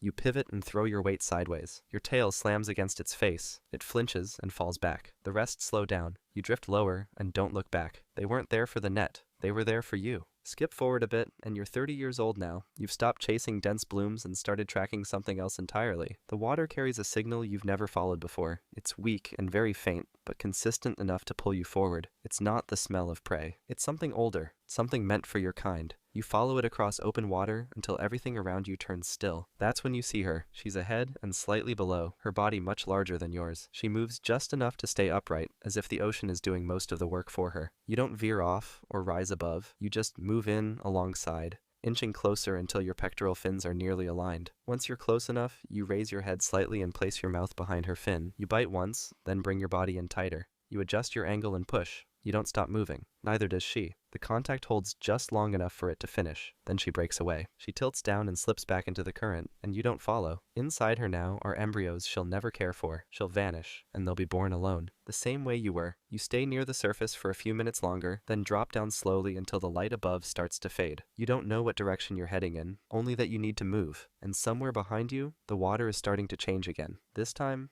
not for mating. You're 35 years old now, 11 meters long and finally fully grown. You've been feeding all morning, tracing a warm current that threads through the open ocean and links bloom sites like a path. There's nothing to chase and nothing to find around here, just the movement of food that never runs out. You're moving through a dense patch of plankton when something hard clips your left side. You jerk slightly and twist your head to the side, expecting to see another shark or maybe a reef, but there's nothing behind you, just a strange vibration left in the water. You turn forward and keep going. But then the current shifts. The water around you folds in and pulls out, like something just shoved it from above. You look up, and that's when you see it. A shadow drops straight down the center of the corridor. It's massive, made out of steel. You start to descend, but it's already over your head. The shape doesn't slow or turn. It cuts through the plankton cloud like it's not even there. You try to dive harder, but the water pins you in place. The hull slams into your head just behind your eyes and knocks your entire body sideways. You flip once, then twice. Your tail folds, and your mouth stays open. Then, everything goes dark. You sink without fighting it. The ship doesn't even stop because no one aboard saw what happened. An hour later, you hit the sand, upside down and half buried on impact. Your gills still faintly pulse once, then go still. By night, the first tiger shark arrives and takes a bite from your side. By morning, your skin is peeling in strips. And by the third day, only your cartilage remains. And this is how most whale sharks die. Not from teeth or age or hunger, but from ships moving too fast through feeding zones. No one reports it, because when you're hit, you sink, and the ocean swallows the evidence. That was the whale shark. Next is the great white shark. Your fight for survival begins before you are even born, trapped in a womb where your own siblings will eat you alive. You slip out of your mother, somewhere in the Pacific Ocean. She turns and swims away into deeper water without looking back, leaving you alone in the open blue. You're already over a meter long with a full set of teeth, but your movements are clumsy and uncoordinated. Your stomach is empty and you need to eat, so you push upward toward the surface where you spot small fish moving in a loose group. You try to catch one, opening your jaws and lunging forward, but you're too slow and the fish scatters before you get close. You try again with another target, twisting your body to follow its path, but it darts away easily and you miss by more than a body length. Then a young tuna cuts through the school from the side, scattering the fish in every direction, and you chase after it without thinking. You open your mouth wide and kick harder, trying to close the distance, but the tuna accelerates and leaves you behind within seconds. Your muscles burn and you stop swimming, sinking back down toward the rocks below. That's when you spot something easier, a small fish floating near the bottom with torn fins and a gash along its side. You glide toward it and strike, your jaws clamping down and killing it instantly. That's your first meal. But as you begin to tear into the flesh, something bumps you hard from behind, knocking you sideways. You twist around and see another young shark, smaller than you and a different species, trying to grab the fish from your mouth. You thrash your head side to side, pulling the fish away from its jaws, and the other shark lunges again. You bite down harder and swing your whole body around, forcing it back. It circles once, then swims off. You finish eating quickly, swallowing the last pieces before anything else shows up. You'll need to eat again soon, and next time something bigger might try to take it from you. You're 3 months old now. You've grown to about 1.5 meters, and you're hunting in shallow coastal waters, where smaller prey gathers. You're hungry and need to find food, so you swim along the bottom, scanning the rocks and sand for movement. That's when you spot a squid moving between the outcrops, its tentacles pulling it forward in short bursts. You dive toward it, and the squid jets away, releasing a cloud of ink that spreads through the water around you. You can't see anything through the dark cloud, so you slow down and wait for it to clear, swimming in a wide circle to find your way out. Then the water clears, and you spot something better below you, a small stingray buried in the sand with only its eyes showing above the surface. You need to pin it down before it can escape, so you drop toward it with your mouth open, trying to catch it from above. But the stingray senses you and bolts, its body lifting off the sand and its tail whipping upward as it turns. The barb catches your side, tearing a gash along your flank, and you jerk away from the strike. Blood trails behind you as the stingray swims into deeper water and disappears. You slow down and stay near the rocks, avoiding open water where other predators might notice the blood. Over the next few days, the wound closes and forms a scar, but you're still hungry and need to eat. So you return to hunting, but this time you circle your prey first, watching how it moves and where it might go. You find a small mackerel swimming near the surface and you drop below it, rising quickly and striking from underneath before it can react. Your jaws close around its body and you kill it instantly, swallowing it in 2 bites. You've learned to attack from beneath, and soon you'll find prey that's worth the risk of something striking back. Skip forward a bit,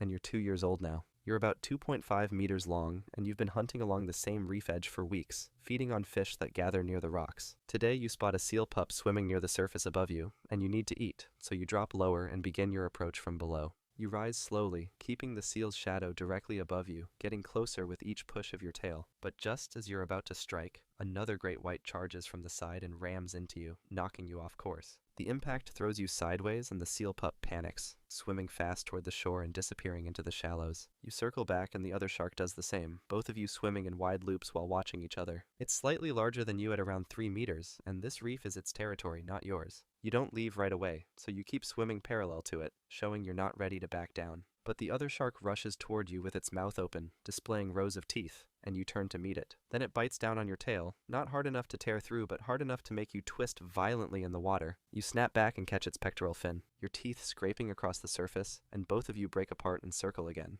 Blood leaks from your tail and you're losing energy fast, while the other shark holds its position without moving closer. It's bigger and stronger, and this reef belongs to it, so you turn away and swim toward open water, leaving the hunting ground behind. You'll need your own territory eventually, but first, you'll need to grow bigger than anything that tries to take it from you. You're 5 years old now. You've grown to 3.5 meters, and you're hunting in deeper offshore waters, tracking a school of tuna as they move through the blue. You need to stay with them because they're fast and won't come back if you lose sight of them, so you push harder to keep up. Then something massive moves below you, a shape too big to be prey, and you glance down to see what it is. It's another great white, at least 5 meters long, rising slowly from the deeper water beneath you. You stop swimming and hold your position, trying to decide whether to leave or stay. The shark rises closer and passes directly under you, close enough that you can see old scars across its back and head from fights or failed mating attempts. But it doesn't attack, so you stay still and let it pass. Then it circles once, moving around you in a wide loop before turning away and swimming toward deeper water. You wait until it's gone before you start moving again, but the tuna school has scattered and you need to find something else to eat.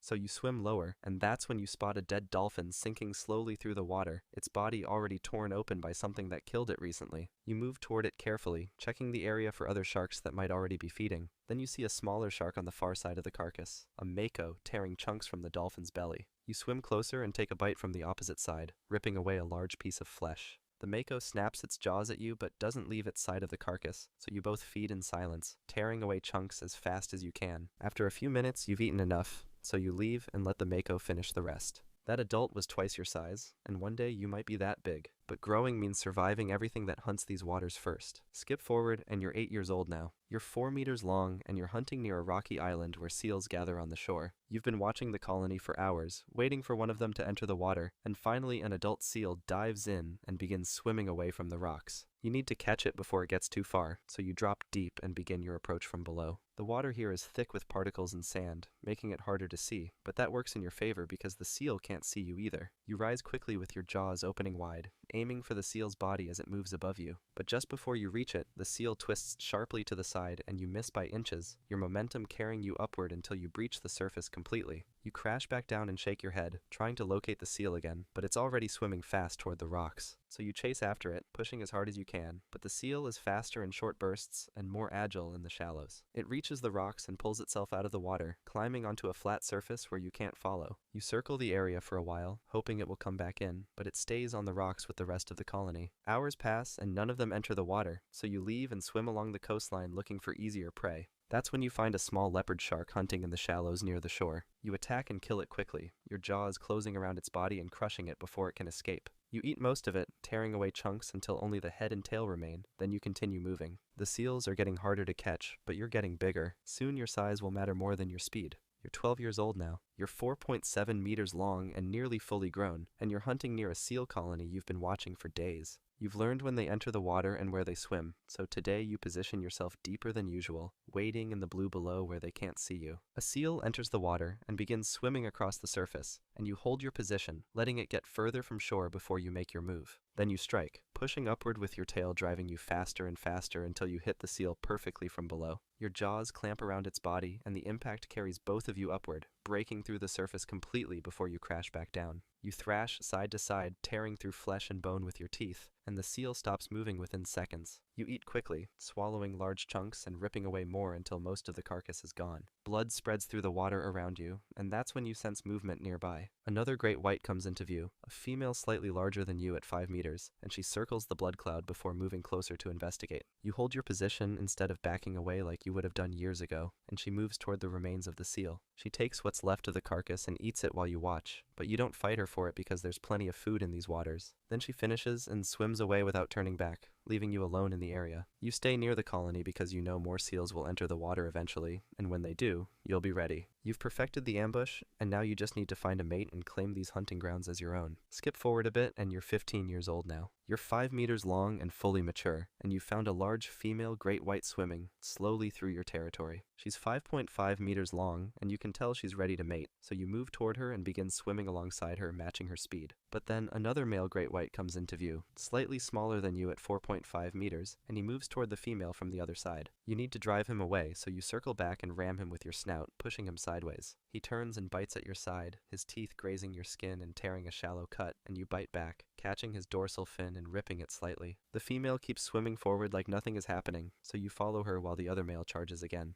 This time he tries to push you away from the female completely, and you meet him head-on with both of you colliding and twisting in the water. Your jaws clamp onto his back and your teeth scrape across his skin, tearing through the surface and leaving deep scratches behind. He breaks free and swims in a tight circle with blood leaking from multiple cuts along his body, and you're bleeding too from bites on your side and tail. The other male makes one more attempt to get closer to the female, but you cut him off and he stops. Then he turns and swims away into deeper water, leaving you alone with the female. So you return to her and swim closer, and she lets you move alongside her without turning away. You bite her pectoral fin gently to hold your position while you mate, and the process is brief and rough, your teeth leaving marks on her back and fins. When it's finished, she swims away without looking back, and you stay in the area with your wounds still bleeding. You've mated, but you'll never see the offspring. Your role is done, and the ocean is still full of threats bigger than you. You're 18 years old now. You're hunting in the same waters where you've fed for years, cruising near the island where the seal colony gathers. You're scanning the surface for movement when you spot a seal swimming above you, so you drop lower and begin your approach from below. You rise slowly, keeping the seal directly above you, getting ready to strike. Then something massive hits you from the side with enough force to knock you off course completely. It's an orca, part of a hunting pod you didn't see coming, and it rams you again,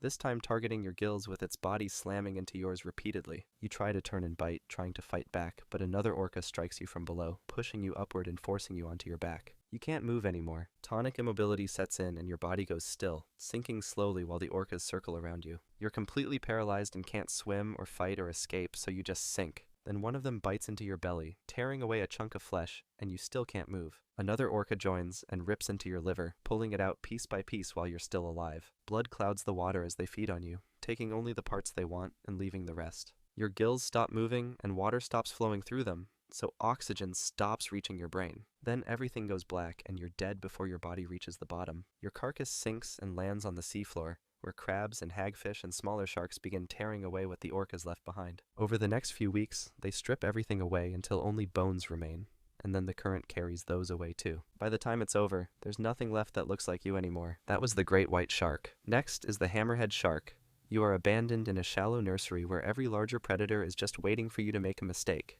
You slip out of your mother into the warm coastal water with your head folded flat against your body. 5 more siblings slide out behind you, twisting free one after another. Your mother keeps swimming forward without slowing down, leaving all of you drifting in the shallow nursery while she disappears into deeper water. Her head starts to unfold.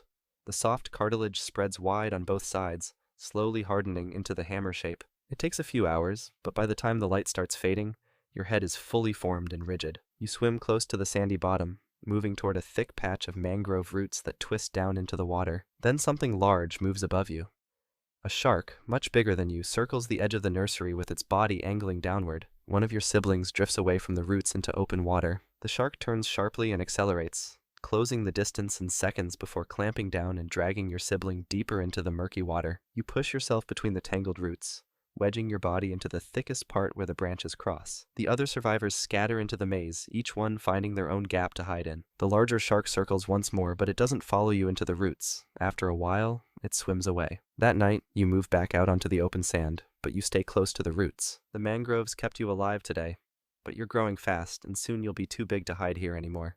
You're 3 weeks old now, and you leave the roots to hunt in the open sand. Your hammer swings side to side as you swim low over the bottom, scanning for anything buried beneath. Then your head picks up something, a weak electrical signal pulsing from under the sand. You stop and start digging with your snout, pushing the sand aside in quick bursts. A stingray explodes out from beneath you, its flat body kicking up and shooting forward. You lunge after it, trying to pin it down with your hammer, but it's too fast and too strong. Then its tail whips backward, and the barb stabs into the side of your head, tearing through the soft tissue. You twist away and swim erratically back toward the mangrove roots with your movements jerky and uncontrolled. The pain throws off your balance, making you tilt to one side as you push yourself back into the safety of the branches. A few hours later, the pain fades enough for you to move normally again. Hunger drives you back out onto the sand, so you start scanning again with your hammer sweeping slowly from side to side. This time you pick up a smaller signal, weaker and slower than before.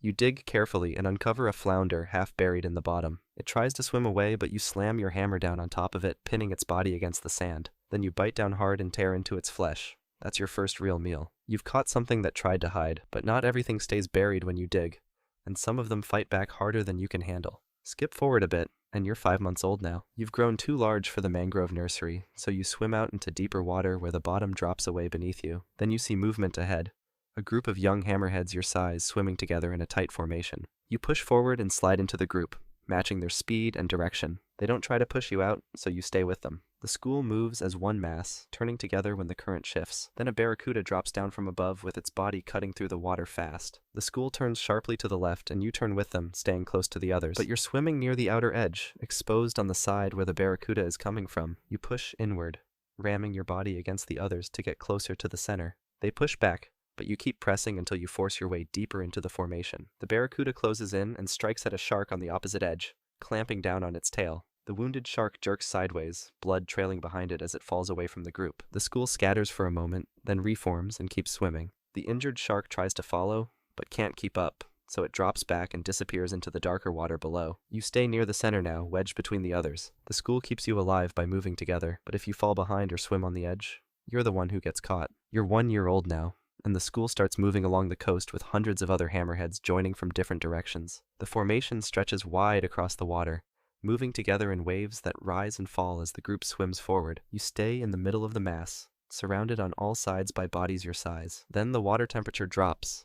The current pulls you into colder water, making your muscles slow down and your movements become harder to control. You start drifting backward through the formation, falling away from the others in front of you. The school keeps moving at the same speed, but you can't match it anymore, so you slide further and further back until you're swimming near the rear edge. That's when you see it. A tiger shark appears behind the migration, following the stragglers with its body angled upward. It moves slowly at first, just trailing the group. Then it accelerates and closes the distance on a hammerhead that's fallen too far behind. The tiger shark rams into it from the side, clamping down on its body and dragging it away from the formation. You force yourself to swim harder despite the cold, pushing your tail faster and angling your body forward to catch up with the main group. Your muscles burn, but you keep going, pulling yourself back into the center of the school just as the tiger shark turns toward another straggler. It takes that one instead, and you keep swimming with the mass of bodies around you. A few hours later, the water warms again and your strength returns. The migration brought you to richer water with more food and fewer threats. But every year you'll have to make this journey again, and every year you'll need to be strong enough to finish it. At 3 years old, you leave the school to hunt alone. You find a reef where fish gather in thick groups, moving between the coral and the rocks. You hunt here successfully for several days, pinning prey against the bottom with your hammer and feeding until your stomach is full. Then another hammerhead appears, swimming along the same reef with its body angled toward the spot where you've been hunting.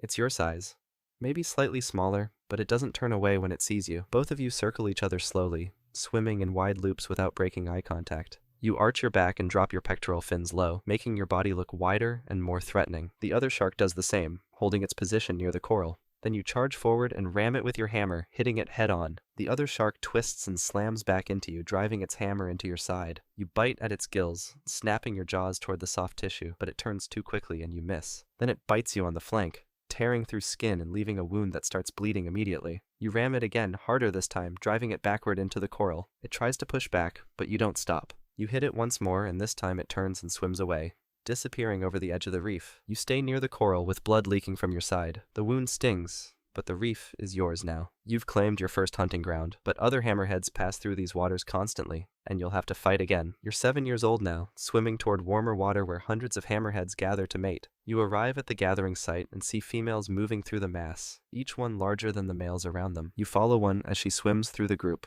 along with several other males competing for position beside her. Then another male moves in fast and bites down on her pectoral fin, clamping his jaws tight and holding on while she keeps swimming. You accelerate and come in from the other side, biting her opposite fin and gripping it hard. She doesn't stop or try to shake either of you off, so you hold your position with your teeth locked onto her fin. The other male releases after a moment and falls away. You stay attached, keeping your grip while positioning your body alongside hers. Then you release the fin and twist your body to align with hers, mating quickly before she pulls away. The whole process lasts only a few seconds. After it's done, she swims off immediately and joins a group of other females on the far side of the gathering. You return to hunting alone, moving back to your reef territory. Somewhere in these waters, your offspring will be born in a year, sliding out into shallow nurseries just like you did. But you'll never see them, and they'll never know you existed. The females carry the young alone, give birth alone, and abandon them just as quickly. You've mated for the first time, passing on your genes to the next generation. But your role ends here, and you'll spend the rest of your life hunting and defending territory. Skip forward a bit, and you're 11 years old now. You're hunting near a drop-off where large fish gather in schools, moving between the shallow reef and the deep water below. You attack a grouper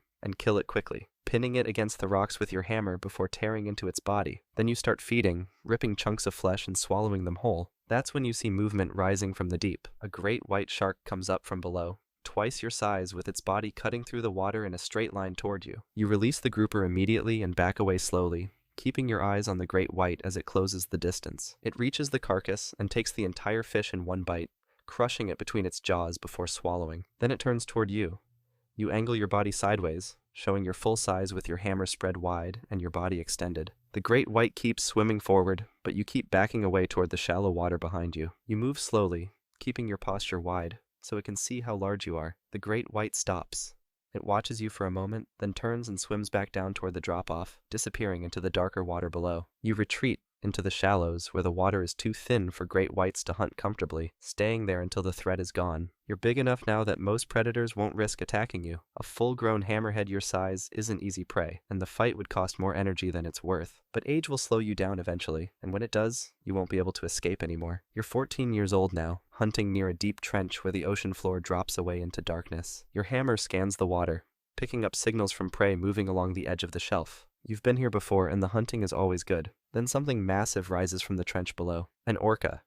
It's much larger than any shark you've encountered, and it comes up fast with its body angled directly toward you. You turn and try to swim away, but your muscles are slower than they used to be. They are worn down by years of hunting and fighting, and the orca closes the distance easily. It rams into your side with its full weight, knocking you off course and sending you spinning through the water. You try to right yourself, but before you can recover, it circles back and hits you again, this time from above. The impact drives you downward, making your body tumble toward the seafloor. You struggle to swim upward, but your movements are weak and uncoordinated. Then the orca comes in from below and rams your underside, flipping you completely over. Sharks need to stay upright to breathe properly, and being inverted disorients you completely. You twist, trying to turn back over, but the orca pushes you down again, keeping you upside down. Your body goes still.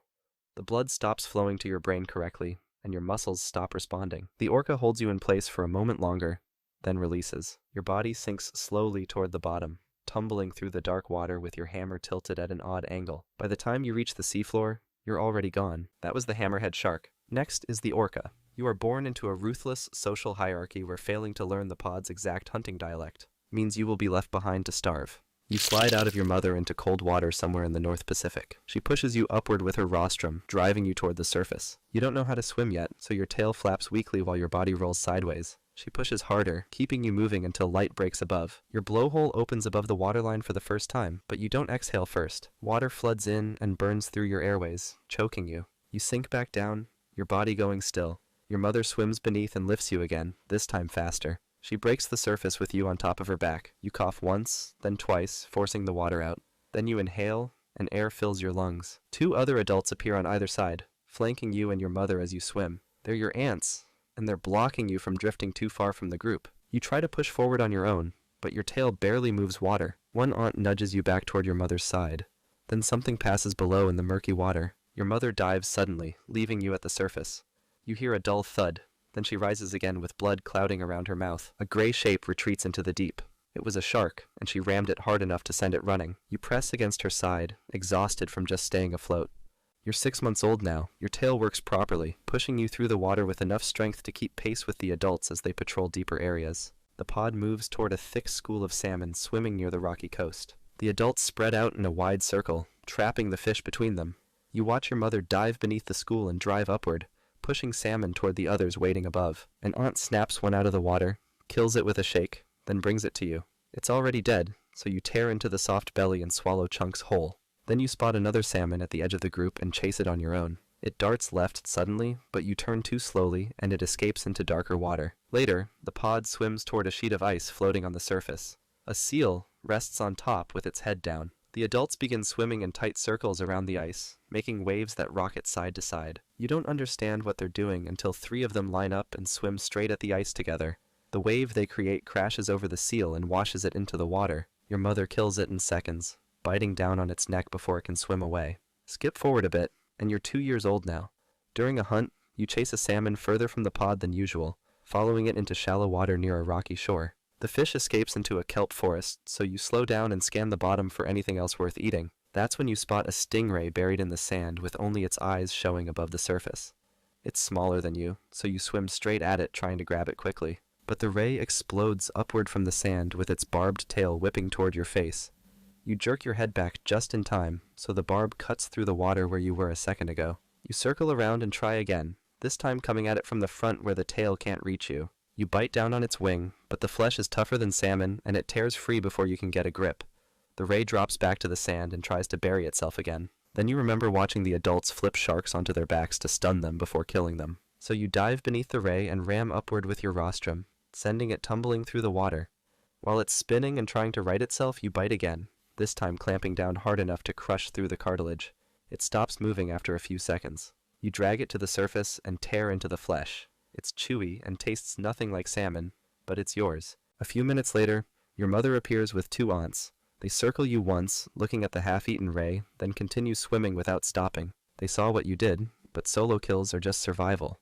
The pod hunts bigger prey, and soon, you'll need to join them when they do. You're 4 years old now.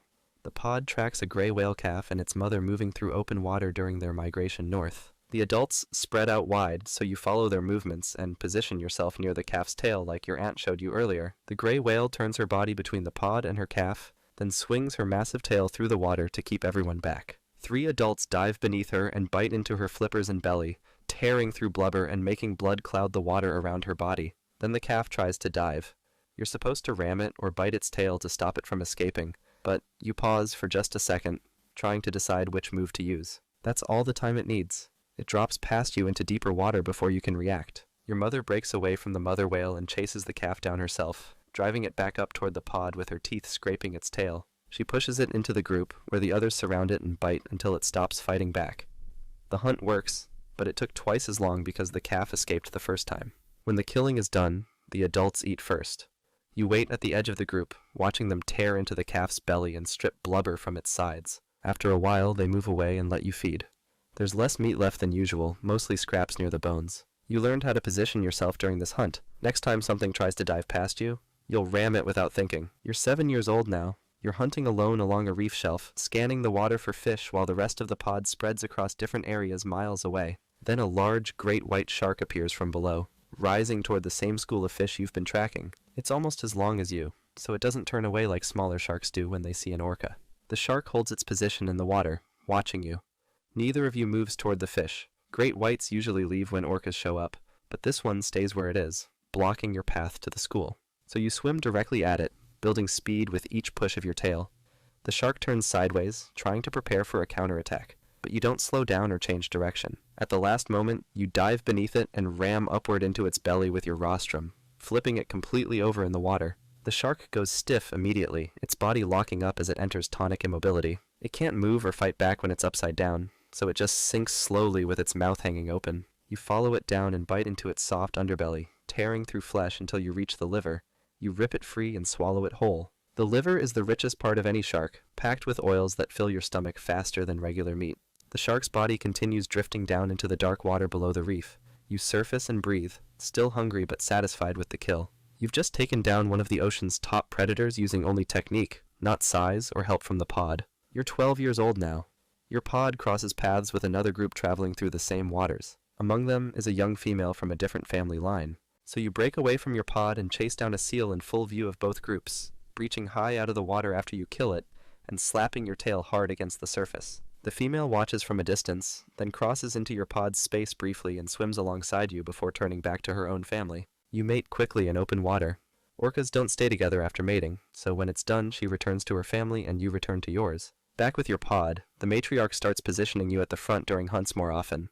You're leading attacks now instead of following the older females like you did when you were younger. Then you spot a humpback whale calf separated from its mother in shallow water.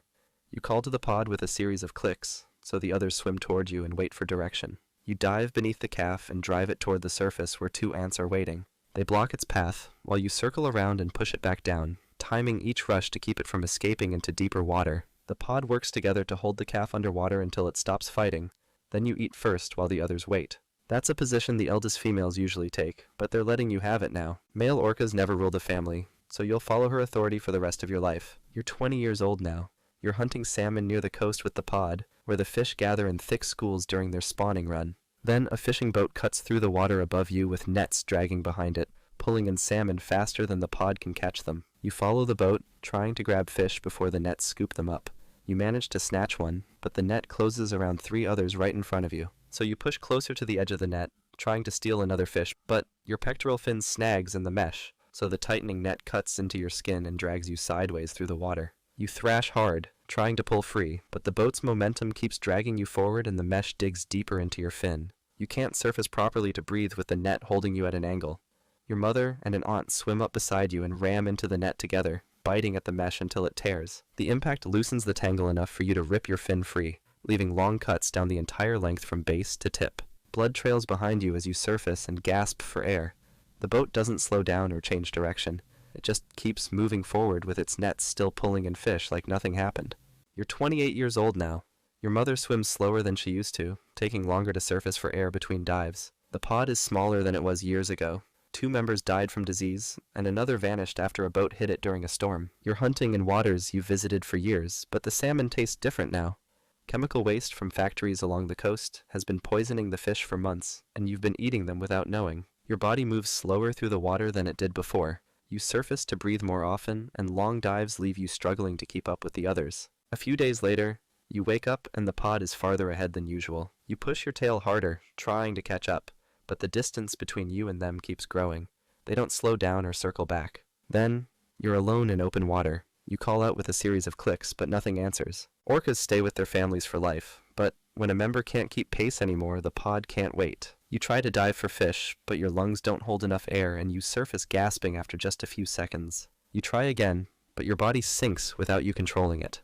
You float at the surface with your breathing getting slower and weaker with each cycle. Then you exhale one last time through your blowhole, and your body stops moving. You drift there for hours before sinking into the dark water below, where the current carries you away from everything you knew. That was the orca. Next is the narwhal. You are born into a freezing, shifting maze of Arctic ice that can trap and suffocate you at any second. You slip out of your mother, somewhere in the Arctic Ocean. The moment you're free, she pushes you upward with her head, and you break through the surface for the first time. You open your blowhole and pull in air, and the cold hits your body all at once. Your mother stays close beside you with her body blocking the current while you take another breath, and then another, until your lungs stop burning. Around you, 10 other narwhals float in a loose group, all of them watching as you try to swim. Your tail moves side to side, but you're slow and your movements are clumsy. The pod starts moving forward, so you follow, kicking hard to stay near your mother's side. Then something large appears at the surface ahead. A polar bear swims along the edge of the ice with its head above water and its front legs pulling it forward. The pod drops under all at once, diving deep into the dark, and you go with them. But your lungs are still small and you can't hold your breath as long, so after a few seconds, your chest starts to tighten. You stop kicking and start to drift, but then your mother turns back and pushes you toward the surface again. You break through and gulp down air while the rest of the pod waits below. Your mother returns to you and rolls slightly to one side. You know what to do without being taught, so you press close to her belly and find the slit where milk comes out. You drink while floating beside her, and the liquid is thick and fills your stomach quickly. The pod starts moving again, and you stay tucked against your mother's side. You're learning fast that the surface is where you breathe, but it's also where the danger waits. You're 3 weeks old now, and the pod is getting ready to dive. The adults start going under one by one, dropping down into the deep water where the fish hide, and you want to follow. So you take a breath and push yourself down after your mother, kicking hard to keep up with her tail. But the deeper you go, the more your head starts to hurt. The pressure builds around your skull and pushes against your ears, making everything feel tight and wrong. You try to keep going, but after a few more seconds, you can't take it anymore, so you turn around and swim back up to the surface. You break through and breathe while the rest of the pod keeps going down without you. Now you're alone at the top with nothing around you except open water. You float there for a while, turning in slow circles and waiting for someone to come back. Then you try again, diving down just far enough that your head doesn't hurt, and after a few seconds you come back up. You do this over and over, each time going a little deeper and holding your breath a little longer. After a while, your mother comes back up with a small fish in her mouth. She swims toward you and drops it, and the fish tries to swim away, but you chase after it and bite down on its body. Your teeth don't go all the way through at first, so you bite again, and this time it works. That's your first real meal. Then you hear something in the distance. It's a sound that moves through the water in sharp bursts, and the whole pod goes completely still. You stop moving too and stay frozen next to your mother while the sound gets a little closer, then stops, then fades away. You're getting stronger every day, and soon you'll be able to follow the pod all the way down to the bottom, where the real food is. Skip forward a bit, and you're 4 months old now. The surface above you is starting to freeze over, and every day there's less open water to breathe from. The pod moves slowly through the ocean, searching for gaps in the ice, and you follow close behind your mother with your tail pushing hard to keep up. Then you reach a spot where there's only one small hole left. The entire pod gathers around it, and everyone takes turns going up to breathe.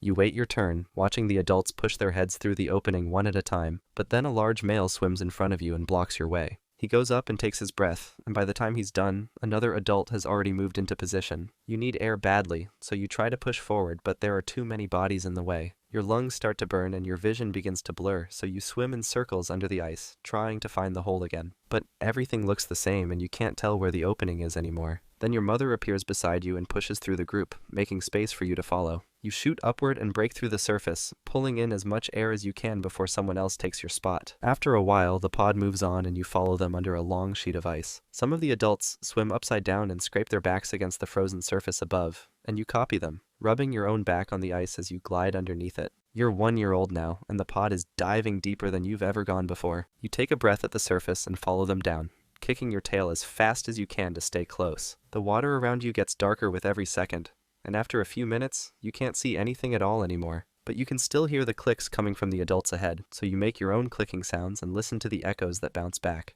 showing you where everyone is. Then the clicks start changing, bouncing off something large and flat below you. The pod slows down and spreads out, so you do the same, sending out more clicks to figure out what's down there. It's a fish, a huge one lying on the ocean floor, and you watch as one of the adults swims down and swings his tusk at it. The tusk hits the fish's body hard, making it go still for a moment, and then the adult grabs it with his mouth and starts eating. You want to try the same thing, so you swim down toward another fish and swing your tusk at it just like you saw. But your tusk is still too small and the hit is too weak, so the fish just moves away slowly without being stunned at all. You try again, swinging harder this time, but the result is the same. Then another adult comes down and hits the same fish properly, stunning it in one strike, and you quickly swim in and grab it before anyone else can. The meat fills your mouth, and you tear off a piece, swallowing it whole. As you're eating, you notice other shapes moving nearby. They're belugas, white whales that make different sounds than your pod does, and they're hunting in the same area. Both groups keep their distance and keep feeding without coming too close to each other. Skip forward, and you're 4 years old now.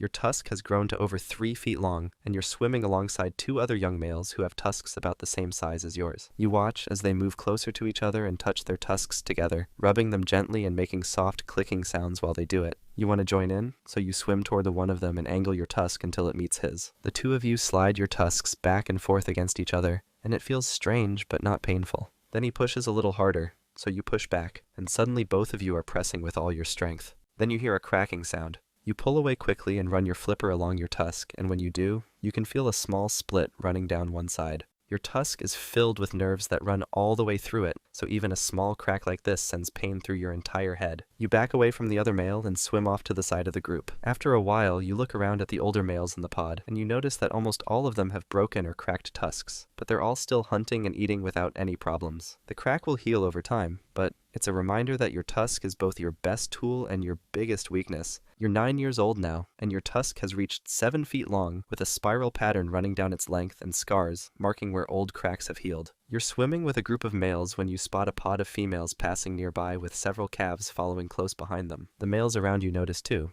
so all of you start moving in the same direction at once. 3 other males reach the female pod first, and you follow right behind them. You need to show that you're strong and mature enough to mate, so you lift your tusk straight up out of the water and wave it back and forth in the air. Then you pick one female and start swimming after her. She moves away from you quickly, so you speed up and stay right behind her, following every turn she makes. The chase goes on for several minutes until finally she starts to slow down, and when she does, you move up beside her and press your body against hers. The mating happens fast, and then it's over. She pulls away and swims back toward the other females with the calves. You won't see her again after this, and there's no way to know if she'll have your calf or not. You're 15 years old now, and the pod is spread out across a wide area of ocean, hunting for fish near the bottom. You're on your own about 100 feet away from the nearest narwhal, sending out clicks and listening for echoes that tell you where the halibut are hiding. Then you hear something different, a series of sharp calls moving through the water that don't belong to your pod. You stop clicking and go completely still, and a few seconds later, you see them. 5 orcas swimming together in a tight group, and they're moving fast with their eyes scanning the water for targets. So you turn and kick your tail as hard as you can,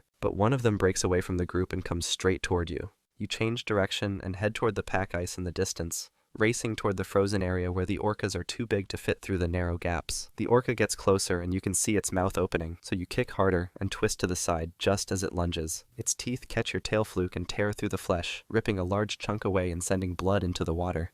Eventually, you come out and find other members of your pod who also escaped, and you all swim together slowly while your wound starts to close. The next time you hear orca calls, you'll know exactly how fast you need to move to survive. You're 25 years old now, and the ice is forming faster than it usually does. The pod has been following the open water as it shrinks, looking for a path that leads out to the deeper ocean. But every direction you swim ends in solid ice. You need air, so you swim to the surface and push your head through the opening, taking a breath before another narwhal bumps you aside. You go back down and wait, then come up again a few minutes later and fight your way through the bodies to get another breath. This goes on for hours, then days, and the whole time the ice keeps closing in. You try to find a way out by swimming under the frozen surface in every direction, sending out clicks and listening for echoes that might show an opening. But every time, the clicks bounce back from solid ice with no gaps anywhere. So you return to the breathing hole and push your way to the surface again, but there are too many narwhals trying to breathe at the same time, and you miss your turn. Your lungs start to burn and you try to push through the group again, but your body is too tired from days without rest. You kick your tail trying to reach the surface, but the movement is weak, and you start sinking instead. The other narwhals keep fighting above you. Your body goes still and your eyes close. Above you, the other narwhals are still struggling at the breathing hole, taking turns gasping for air through the shrinking gap. Your body drifts down through the water with your tusk pointing up toward the ice that sealed you in, and by the time spring comes and the ice breaks apart, you'll be resting on the ocean floor where the halibut swim. That was the narwhal. Next is the beluga whale. You are pushed out into a blinding white wasteland, where a single frozen breathing hole can end your life. You slip out of your mother and immediately get pushed upward from below, her head angled under your belly, guiding you to the surface before you even know what the surface is. Your blowhole breaks through first and air floods into your lungs, then you sink again. You stay close to your mother, not because you choose to, but because her body is the only solid thing you recognize. She moves slowly through the group, guiding you along the edge of the crowd. You hear those weird clicks around you, but they don't mean anything to you yet. Then something moves in front of you. It's another calf. It blocks your way just by drifting, but you don't slow down. You ram into it without thinking. Hard enough to get past, but not hard enough to mean anything. You don't understand the rules yet. You don't know that you've done something wrong. But the adult beside it does. She turns sharply and moves towards you. You don't react because you don't know how, but your mother sees. She intercepts just before impact, her body swinging in from the side with a thud that moves the water. She doesn't strike to injure the other female. She strikes just enough to be understood. Her jaws snap once, near the cheek, but not quite touching it, just like a warning. The other adult hesitates. She holds her position, but then backs away after a while. Your mother turns and swims on. You stay close to her side as the group begins to spread. Behind you, the calf you rammed doesn't follow. You don't see where it goes, and you don't look back. Skip forward a bit, and you're 2 weeks old now. You've started swimming further from your mother, circling wider and trusting that you'll find her again when you need to. But this time you go too far, and when you go back, the others aren't there. You circle once, then again, but they are gone, so you send out a click. It rises from deep inside your head and rolls into the water in short pulses, made to bounce off everything solid and come back carrying the shape of the world. Belugas use clicks to navigate, to speak, and to stay close when the ocean stops showing you where anything is. But when your sound returns, it brings nothing with it. Then something moves behind you. You don't see the shape, but you feel the weight of it. It's wide, slow, and it's following you. A moment later, it crosses in front of you with a flash of pale movement. It's a seal. You don't wait. You turn and swim as fast as you can, your tail beating hard and your body tipping downward as you push away from where it was. The clicks that you're sending are too fast and sent in every direction except the right one. But then, something answers. A wall of clicks breaks through the dark and you follow them just as your mother arrives. She dives straight through you and cuts off the seal's path. The seal is too slow to escape. She hits it from below with her jaws open, and the body folds on impact. The others return and help your mother fight off the attacker. They chase it off, and this time, you survive. But you don't forget the way it moved, or how slow you were. You start swimming closer after that, not because you want to, but because you have to. You're 3 months old now, and you've started to understand the rhythm of the pod. But this time, something interrupts the pattern. The water above you moves, and a net begins to fall. It doesn't drop fast. It drifts silently as it spreads slow enough that no one reacts at first. Then the adults begin to move, turning fast and breaking formation. You don't understand what's happening, so you keep going the way you were going, following the open space in front of you until something brushes your head. The net folds around your face, slips over your blowhole, and drags you backward. You try to use your flippers, but the net grabs those too. You twist, but the net moves with you. It tightens when you panic and loosens when you stop. You wiggle once and collide with another calf. You both struggle, caught in the same drifting trap, and neither of you can get loose. Then the water vibrates. Your mother hits from the side, her teeth pulling at the net until it splits. Another adult swims upward, bending the net just wide enough to tear a gap through the middle. You push forward, causing deep cuts across your skin as you force your way out. You follow the current, pushing through the clouded water until the group returns to view. But the other calf never comes back. It gets taken away and lifted onto a boat. It's transported somewhere far away, and it never sees the open ocean again. The humans lower it into a tank with just enough space to keep moving, but never enough to go anywhere. It circles the same path every day, not because it wants to, but because that's all there is. There are no other whales, just glass and people watching from the outside, pointing like they understand what they're looking at. You're 2 years old now, and you've started hunting with the group. You don't chase fish alone, and you don't make decisions. You stay on the edge, matching the others as they guide the fish towards more shallow water. This time, the fish move into a bay, and you follow the group like you always do. But just before you reach the opening, something changes. There's another group already there. They're waiting just ahead, not attacking, but they don't move aside either. Your group keeps going. The fish are between both groups now, and there isn't much space left. The others hold their positions, just long enough to see if anyone will turn. Then they don't, and the groups collide. You feel one body slide past your side, then another angles in from the right and slams into your ribs hard enough to knock you off balance. You turn and strike back, not aiming to injure, just to push him away. But he spins faster than you expect and catches your side with his teeth. You turn again, but the fish are already gone. You try to find someone to follow, but the shapes are too far apart now. Everyone's moving in different directions and no one waits for anyone. You keep circling and you click once, but no one answers. At 5 years old, you're old enough to leave your mother's group. The females don't stop you. They just keep moving without you and you don't follow them either. You find the males soon after, and they don't seem too happy with you following them. You keep your distance, matching their speed and trying not to stand out, but they act like you're not even there. You swim too close once, and one of them drives his head into your side, just enough to make it clear that you haven't earned your place yet.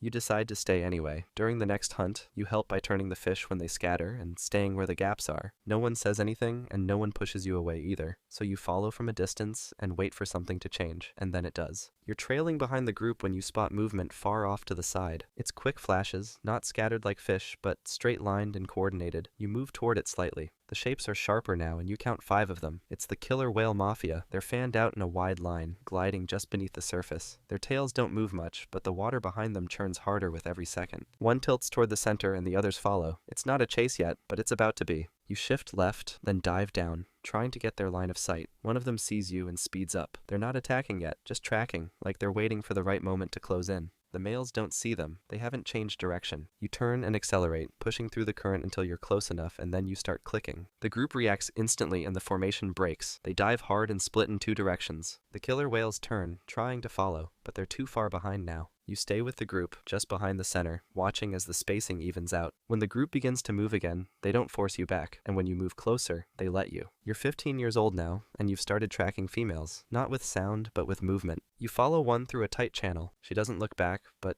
she doesn't pull away either. Her path curves slightly, drawing you in, so you follow. Then another male drops in from above. His shadow passes over your back before you see him. Another rises from below, moving in from the opposite side. You speed up and move across the upper male. You hit his side with your melon first, then open your jaws and bite down. He swims away instantly, thrashing once before backing off. You don't follow. You pivot toward the second. He closes in fast. You collide head on. His skull strikes your side and knocks you off balance. He turns to swing his tail, but you catch the motion and drive forward again, ramming just behind his flipper. He spins from the impact, but twists back with force. His teeth glance off your side, scraping across your skin, but not catching it. You strike again, This time your jaws lock around his lower side. You twist and drive downward, dragging him out of position. Then he breaks off. He drops below the current and disappears into the dark. The path towards the female is open again. You catch up just as she slows down. She just lets you close the distance, so you follow. You match her pace, and when she drifts left, you stay beside her. You mate quickly and then you leave. You're 30 years old now, and you've broken away from the others for a while. You're moving alone through deeper water, not searching for anything, just following the current in the same direction it's always gone. That's when you see the shape ahead. It's distant at first, then clearer as it rises into view. It turns slightly as you approach, like it's already aware of you. You drift closer. The shape looks familiar. The way it turns feels like the way some females move when they're waiting to see if you'll follow. So you do. Then the body moves, and the tusk comes into view. He doesn't react, he just slows down a little, and then without changing position, he begins to move toward you. You shift your body slightly, lower your head, and prepare to meet the strike. But when he reaches you, there's no collision. Instead, the tip of the tusk touches the side of your side. Not with force, but with pressure. A slow drag from mid-body to your tail. He circles behind you and does it again, this time along your back. The motion is smooth, almost lazy, and when he passes your eye, he doesn't look toward you. He just keeps moving, slow and straight. You don't respond, and you don't challenge him. You hold your place in the water for a while, then start to swim towards where your group should be. But he follows. The clicks from your pod reach you again, and you close in on the group and slow as you rejoin the edge. The others adjust, making space for you.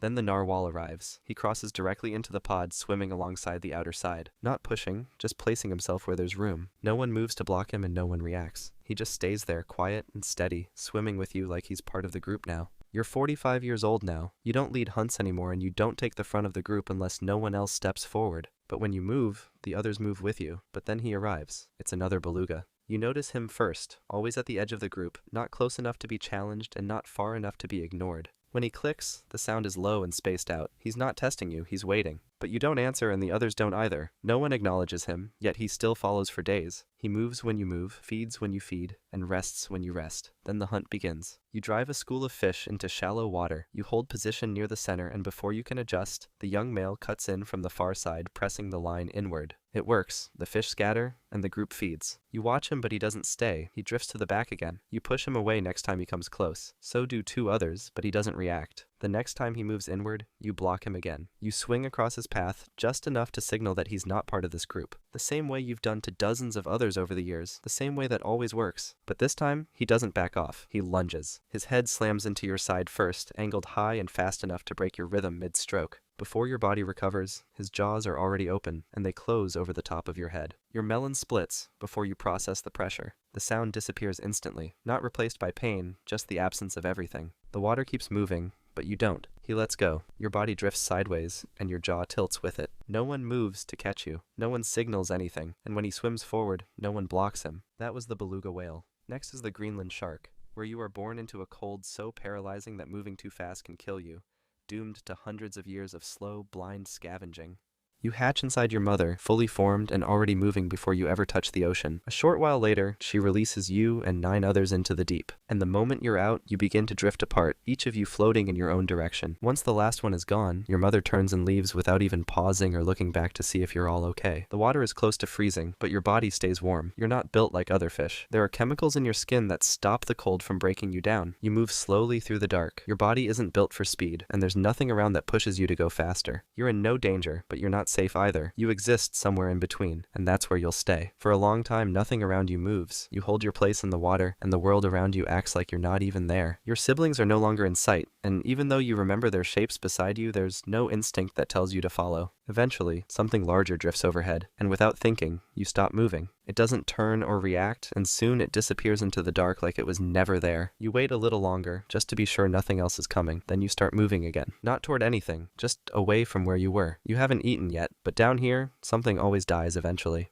You're a few weeks old now, drifting lower into the water until the surface is far above you and the light no longer reaches. You stay around 500 meters deep, where almost nothing moves quickly and almost nothing wastes energy. Your body temperature is close to freezing, and your metabolism is slower than almost any other predator on the planet. You don't burn fuel quickly. You don't need constant meals. You can go months without eating if you have to, and nothing inside you will panic. Eventually, you find something, a small fish, already dead, drifting downward through the water in a slow spiral. It's soft and too old for anything living near the surface to bother with anymore. You move toward it, jaws slightly open, ready to bite. Then you feel it, a low movement beside you. It's another shark, smaller than you but not by much. It's one of your siblings, though you don't recognize it. You drift slightly closer, and so do they. The fish spins between you both, and you match angles, silently shadowing each other. Then you both lunge. Your heads clash mid-water, not hard enough to injure, but enough to knock each other off course. The fish spins away, carried by the current, and by the time you recover, it's already disappeared into the dark. The other shark drifts back into the murk without hesitation. So do you. Down here, this is how it works. Nothing stays alive for long, and not everything dead gets eaten. You haven't seen anything bigger than you yet, but eventually, something will show up that wants the same meal. You're a couple of months old now, and something has changed. Small crustaceans have attached themselves to your eyes, latching on tightly and refusing to let go. They don't kill you, but they've blocked your vision almost completely. The longer they stay, the worse it gets, and eventually, you go blind. But that doesn't matter. You don't need your eyes to find food. You've never relied on movement or light to track anything down. Your sense of smell is enough to pull you across the seafloor, and your skin picks up faint electrical signals from nearby animals when they come close. Then one day, while you're swimming next to the seafloor looking for food, something shifts. A strange vibration moves through the water. You turn toward it, not because you're hunting, but because it doesn't match anything you've sensed before.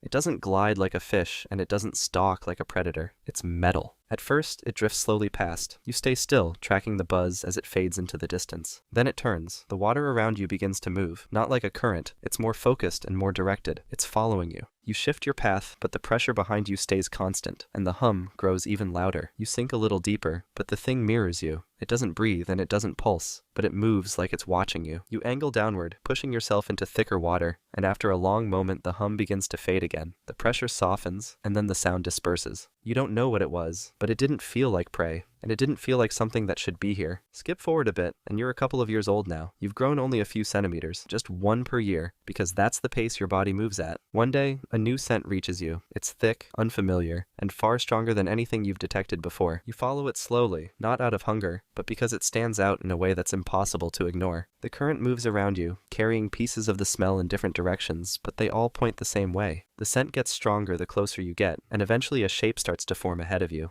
It's not anything you've seen before. Bloated, heavy, and sinking slowly. The body turns in the current as it falls. You don't know what a moose is, but that's what this is now. Smaller scavengers are already there, clustered along the edges. They've started feeding, but none of them are large enough to take more than the surface. As you move closer, they scatter without resistance. You open your jaws and sink your teeth into the thickest part of the body. The flesh is tougher than fish, but it gives way eventually, and you drift backward to swallow before circling again. Then, something wraps around your tail. It's fast, and it moves without warning. A sharp pain follows as something digs into your flesh. Not a bite, but a stab. You twist violently and the grip loosens. You catch a glimpse of it as it retreats. It's a shape with arms and no bones, a flash of long tentacles, and a dark, waiting eye. It's a squid. It doesn't chase you. It curls back around the carcass and disappears behind the body. You back away slowly, keeping the wound on your side away from the current. You don't fight back. You sink lower into the dark and keep moving. You don't know what else might fall from the surface, but next time you will make sure that no one steals it from you. You're 50 years old now. You've grown half a meter since birth, and your body has thickened with time. A strong scent drifts through the water, and you follow it down. It gets heavier with every meter, until eventually the source comes into view. It's a sperm whale, lying on the seafloor with its mouth slightly open. You watch it for a while, slowly circling around it. It doesn't move, so you approach from below, keeping your pace steady. The body is large enough to feed you for days, and there's no sign that anything else has touched it yet. You reach the lower side of the belly and bite down. The skin resists at first, but tears when your teeth lock and twist. You pull free a chunk of soft flesh and drift back to swallow, already turning to take another. Then the body moves. The tail lifts slightly and drops again, while a faint contraction moves through the muscles beneath the skin. The mouth closes slowly, and its eyes open. It's not dead, it was just sleeping. You turn to leave, but it's already too late. The whale moves, turning through the water with enough force to shift the current around you. The tail swings in a wide arc and strikes your side, and although the impact doesn't break anything, it sends your body flying across the seafloor. You correct your position, but the whale is already preparing to strike again. And this time you see the tail cut across just behind your head. The force alone disrupts the water around your body and drags you sideways again. You don't wait for a third strike. You angle upward and begin to ascend, pushing yourself into the higher layer of current. Your body is heavy, and it moves slowly, but it moves consistently. The whale follows for a couple of minutes, but after a while, the movement behind you stops. The pain settles in gradually, tracing a long line across your side that will stay with you for a long time. You don't stop because there's nothing to wait for. You manage to survive this time. but next time, you'll have to be more careful. You're 150 years old now, and your body has finally reached maturity. You are ready to reproduce. You keep drifting forward through the cold, just as you always have, and nothing in your path suggests that anything will be different. Then a new signal brushes against your skin. It's a soft pattern of electrical pulses that moves through the current. You follow it without hesitation, because something in your body responds before anything else can. Eventually, you detect movement ahead. It's slow and follows no clear direction. It's another Greenland shark, the first you've encountered in 100 years. It doesn't acknowledge you, and it doesn't move away. It just continues through the water, keeping its own pace, not faster than you, and not slower either. You stay beside it for a while, then you take your chance and mate. The process is simple and short, and once it's done, the shark in front of you begins to drift away. You don't follow it. The connection is over, and there is no reason to stay near each other. You turn in the opposite direction and continue forward through the current. There will be no offspring nearby, and no sign of what took place. You don't know when you'll encounter another of your kind again, but somewhere, one of them will carry what you've left behind. Skip forward a bit, and you're 250 years old now. While you're swimming, as usual, something catches your attention. You detect a scent. It cuts cleanly through the current, thick with fresh blood. You shift your path and begin to close in, letting the trail guide you downward through the colder layer. The body of a dead seal appears a few minutes later. Some of the tissue is torn, but it hasn't been picked over yet. A 6-gill shark is already circling, smaller than you but much faster. Its turns are tight and sharp, cutting closer with each pass. You adjust your angle and approach the other side of the carcass, staying clear and aiming for the softest part of the exposed muscle.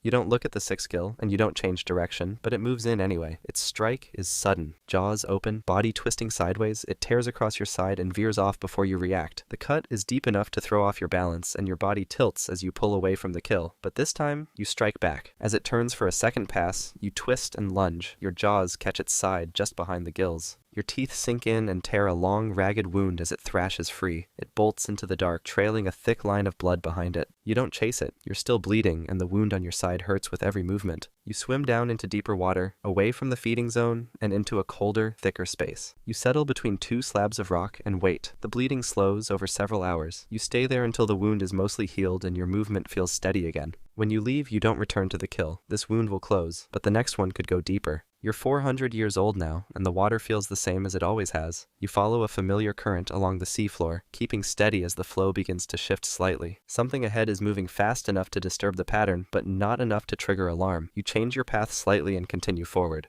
Then the pressure changes. The first strike hits from below and lifts your body just enough to tilt you sideways. Before you adjust, a second impact spins you over and leaves you inverted. You try to correct your position, but the response never comes. The orientation disables your movement, and the water begins pulling at you from every side. Another hit drives into your side, followed by a deep bite that opens your underside. You try to move again, but nothing happens. More bodies close in from different angles. Their movements are faster than anything you've encountered before. One takes your pectoral fin, another clamps across your jaw and pulls. Your skin splits, blood spreads through the water, but your body no longer reacts. You don't struggle, just slowly progress towards stillness. The killer whales leave as quickly as they arrived. They take what they need and leave the rest to sink. After 4 centuries of motion, feeding, and quiet survival, your body stops where the current drops it. It won't be buried and it won't be remembered, but others will pass by eventually, and they'll take their share too. That was the Greenland shark. Next is the sea angel. You are born as a tiny, where you are essentially a living gummy bear for larger predators.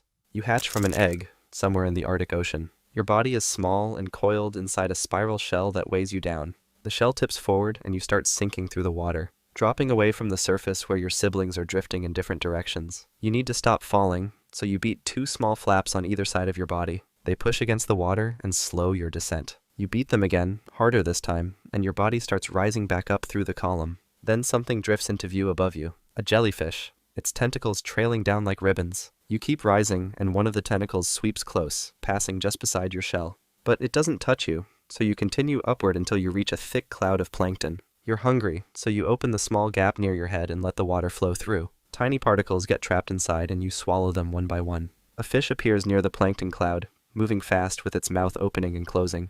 You pull your body tight into your shell and stop moving. The fish comes closer, bumps its nose against your shell, then turns and swims away. You wait a moment, then push yourself back out and continue feeding. Over the next few days, your body grows larger inside the shell. The walls press against you, tighter with each passing hour. Then cracks start forming along the edges. The shell splits apart and the pieces fall away into the water below. Your body is free now, soft and translucent without the weight holding you back. 2 flaps on your sides expand outward, stretching into wide wings that look almost like fins. You beat them slowly, testing how they work. Each stroke lifts you higher. You beat them again and rise even more. You're lighter now and faster than before, but you still don't know what's waiting in the water above you. You're 2 weeks old now. Your wings beat in a steady rhythm, pulling you through the open water. Filtering plankton doesn't fill your stomach anymore, so you need to find something bigger to eat. Then you spot movement ahead, another creature with a spiral shell spinning slowly as it swims. It's a sea butterfly, slightly smaller than you. You need to catch it, so you beat your wings slower to move quietly through the water. The sea butterfly keeps spinning with its small wings pushing it forward. You get closer and it notices you, so it tries to swim away faster. But you're already moving in, so 6 tentacles slide out from your head and reach toward it. They wrap around the shell and pull it back toward your mouth. The sea butterfly retreats inside its shell, trying to hide from you. But your tentacles follow it in, sliding through the opening and latching onto the soft body inside. You pull pieces of it out one by one, swallowing each part while the empty shell drifts away below you. That's your first real hunt. Then something else appears nearby, another sea angel moving through the water. This one is larger than you, with wings that span twice as wide. It's chasing the same type of prey, so you beat your wings fast and move away to put distance between you. The larger sea angel doesn't follow. It just keeps hunting in the same area. You swim farther out and find another sea butterfly drifting alone. Your tentacles shoot out and grab it before it can react, pulling it straight into your mouth. You consume it quickly, then continue moving through the water looking for more. Your body has a faint glow inside now from the food you've digested. You'll need to catch many more to keep growing. And there are others here hunting for the same meals, so you'll have to stay quick if you want to survive. Skip forward a bit and you're 1 month old. Your body has grown to the length of a small fingernail, so you need more food to keep yourself alive. You're swimming through the water when you spot something ahead. A thick cluster of sea butterflies all drifting in the same area. There are dozens of them spinning their shells as they feed on plankton. You need to take advantage of this, so you beat your wings and move toward them. You reach the first one and your tentacles shoot out, wrapping around its shell and pulling the body straight into your mouth. Then you spot another nearby and catch it just as easily. Your hunting technique works fast now, so each kill only takes seconds. But then, more sea angels start arriving from different directions, all drawn to the same cluster. Their wings flash as they move through the water chasing prey. Everyone hunts on their own, so you just search for your next target while they do the same. Then a larger sea angel cuts directly in front of you, stealing the sea butterfly you were chasing. You don't try to fight it, so you just turn and look for another one instead. More hunters keep showing up, making the water crowded with movement. The sea butterflies scatter in every direction, trying to escape the attacks. You catch one more before a strong current sweeps through the area, pushing everything sideways. You beat your wings hard, trying to hold your position, but the current is too strong, so it drags you away from the cluster along with several sea butterflies. When the water settles, you find yourself alone again. Only a few sea butterflies are drifting nearby, so you catch one quickly before they all disappear. The swarm has broken apart now, scattered across the ocean. You'll need to keep moving to find the next concentration of prey.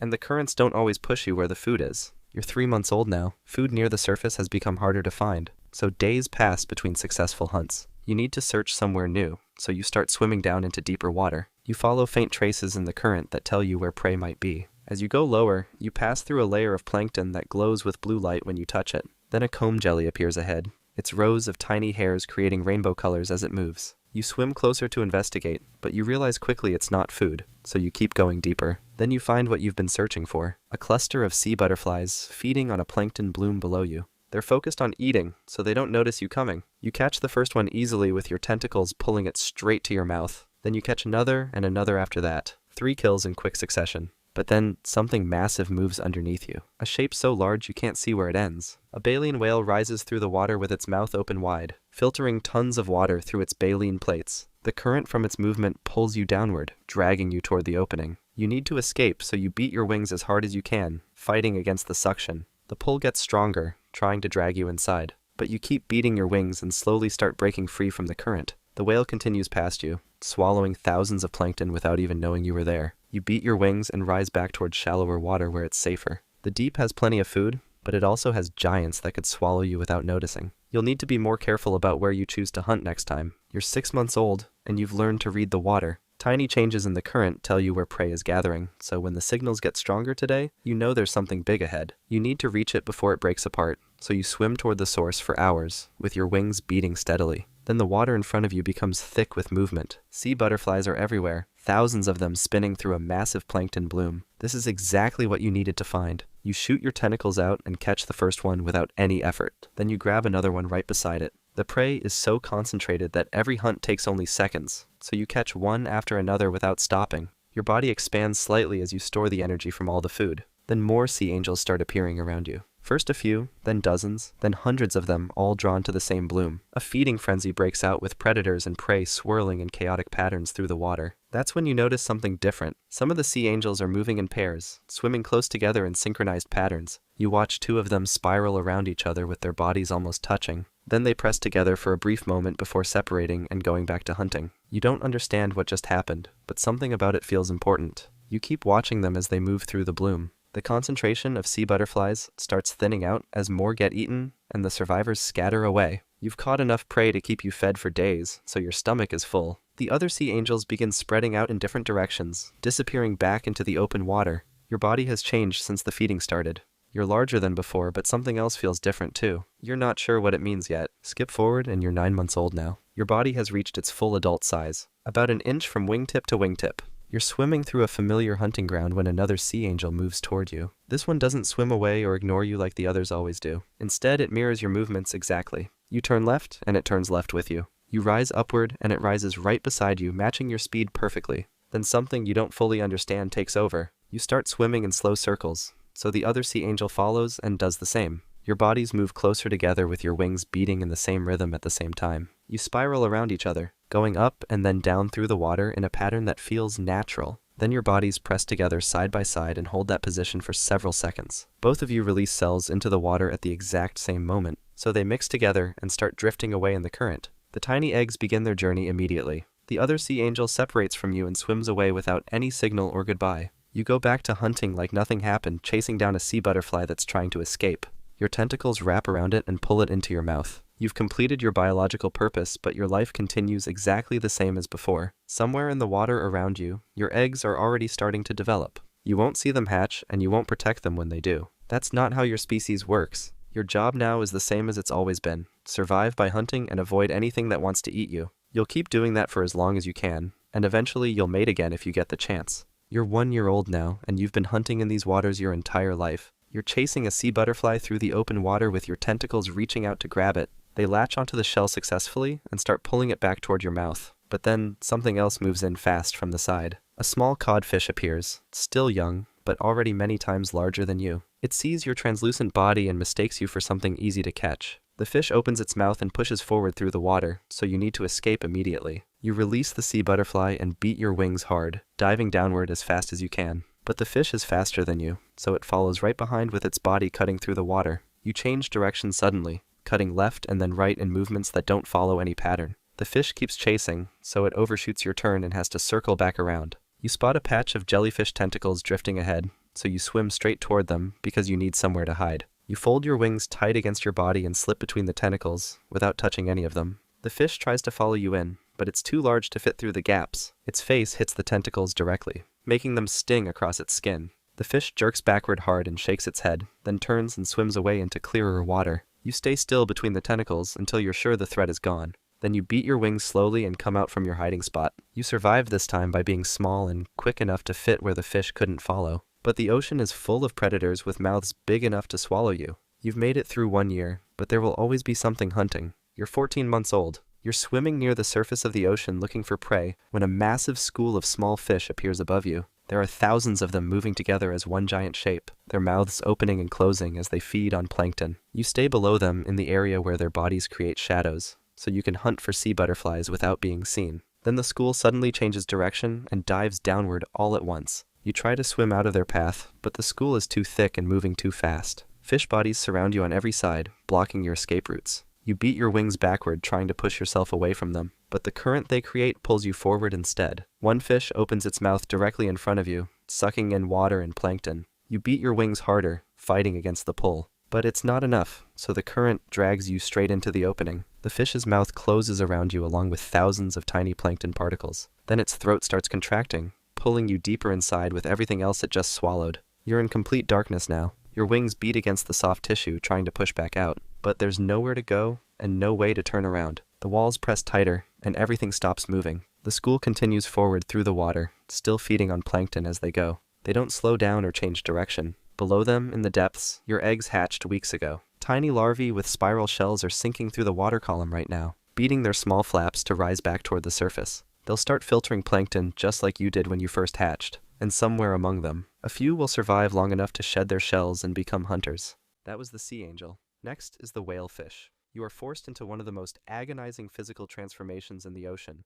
eventually losing your own stomach just to survive the abyss. You hatch from an egg deep in the ocean and swim forward using your long tail that's almost 3 times your body size. At least that's how scientists believe you are born, because your species is rare and not well researched. Your first task is finding something to eat, because eventually your body will change into one of two things, with one of the options dying quickly, and the second option becoming a carnivorous predator. You drift for a while longer until something moves ahead of you. It's a thin cloud of tiny crustaceans. You follow from behind, tracking as they swim through the water. When you get close enough, you lunge but miss, so you try again, snapping forward, but forget to open your mouth and bump into them. You circle back and try again. This time, you catch one and swallow it, then another. Your stomach starts to stretch as each one slides inside. After a few more lunges, the crustaceans scatter completely and you drift in place, letting your gut settle. Then, another larva appears ahead. It's the same shape and size as you. You stop moving, and it does as well. You both hold still, just watching. Its fins tilt slightly as it stays balanced in the water. For a few moments, nothing changes. Then it turns and slips downwards into the dark, so you keep swimming. You chase more crustaceans, catching some and missing others. Hours pass, then days. Your stomach grows more flexible and your tail pushes harder with less effort. Then one day you notice something different.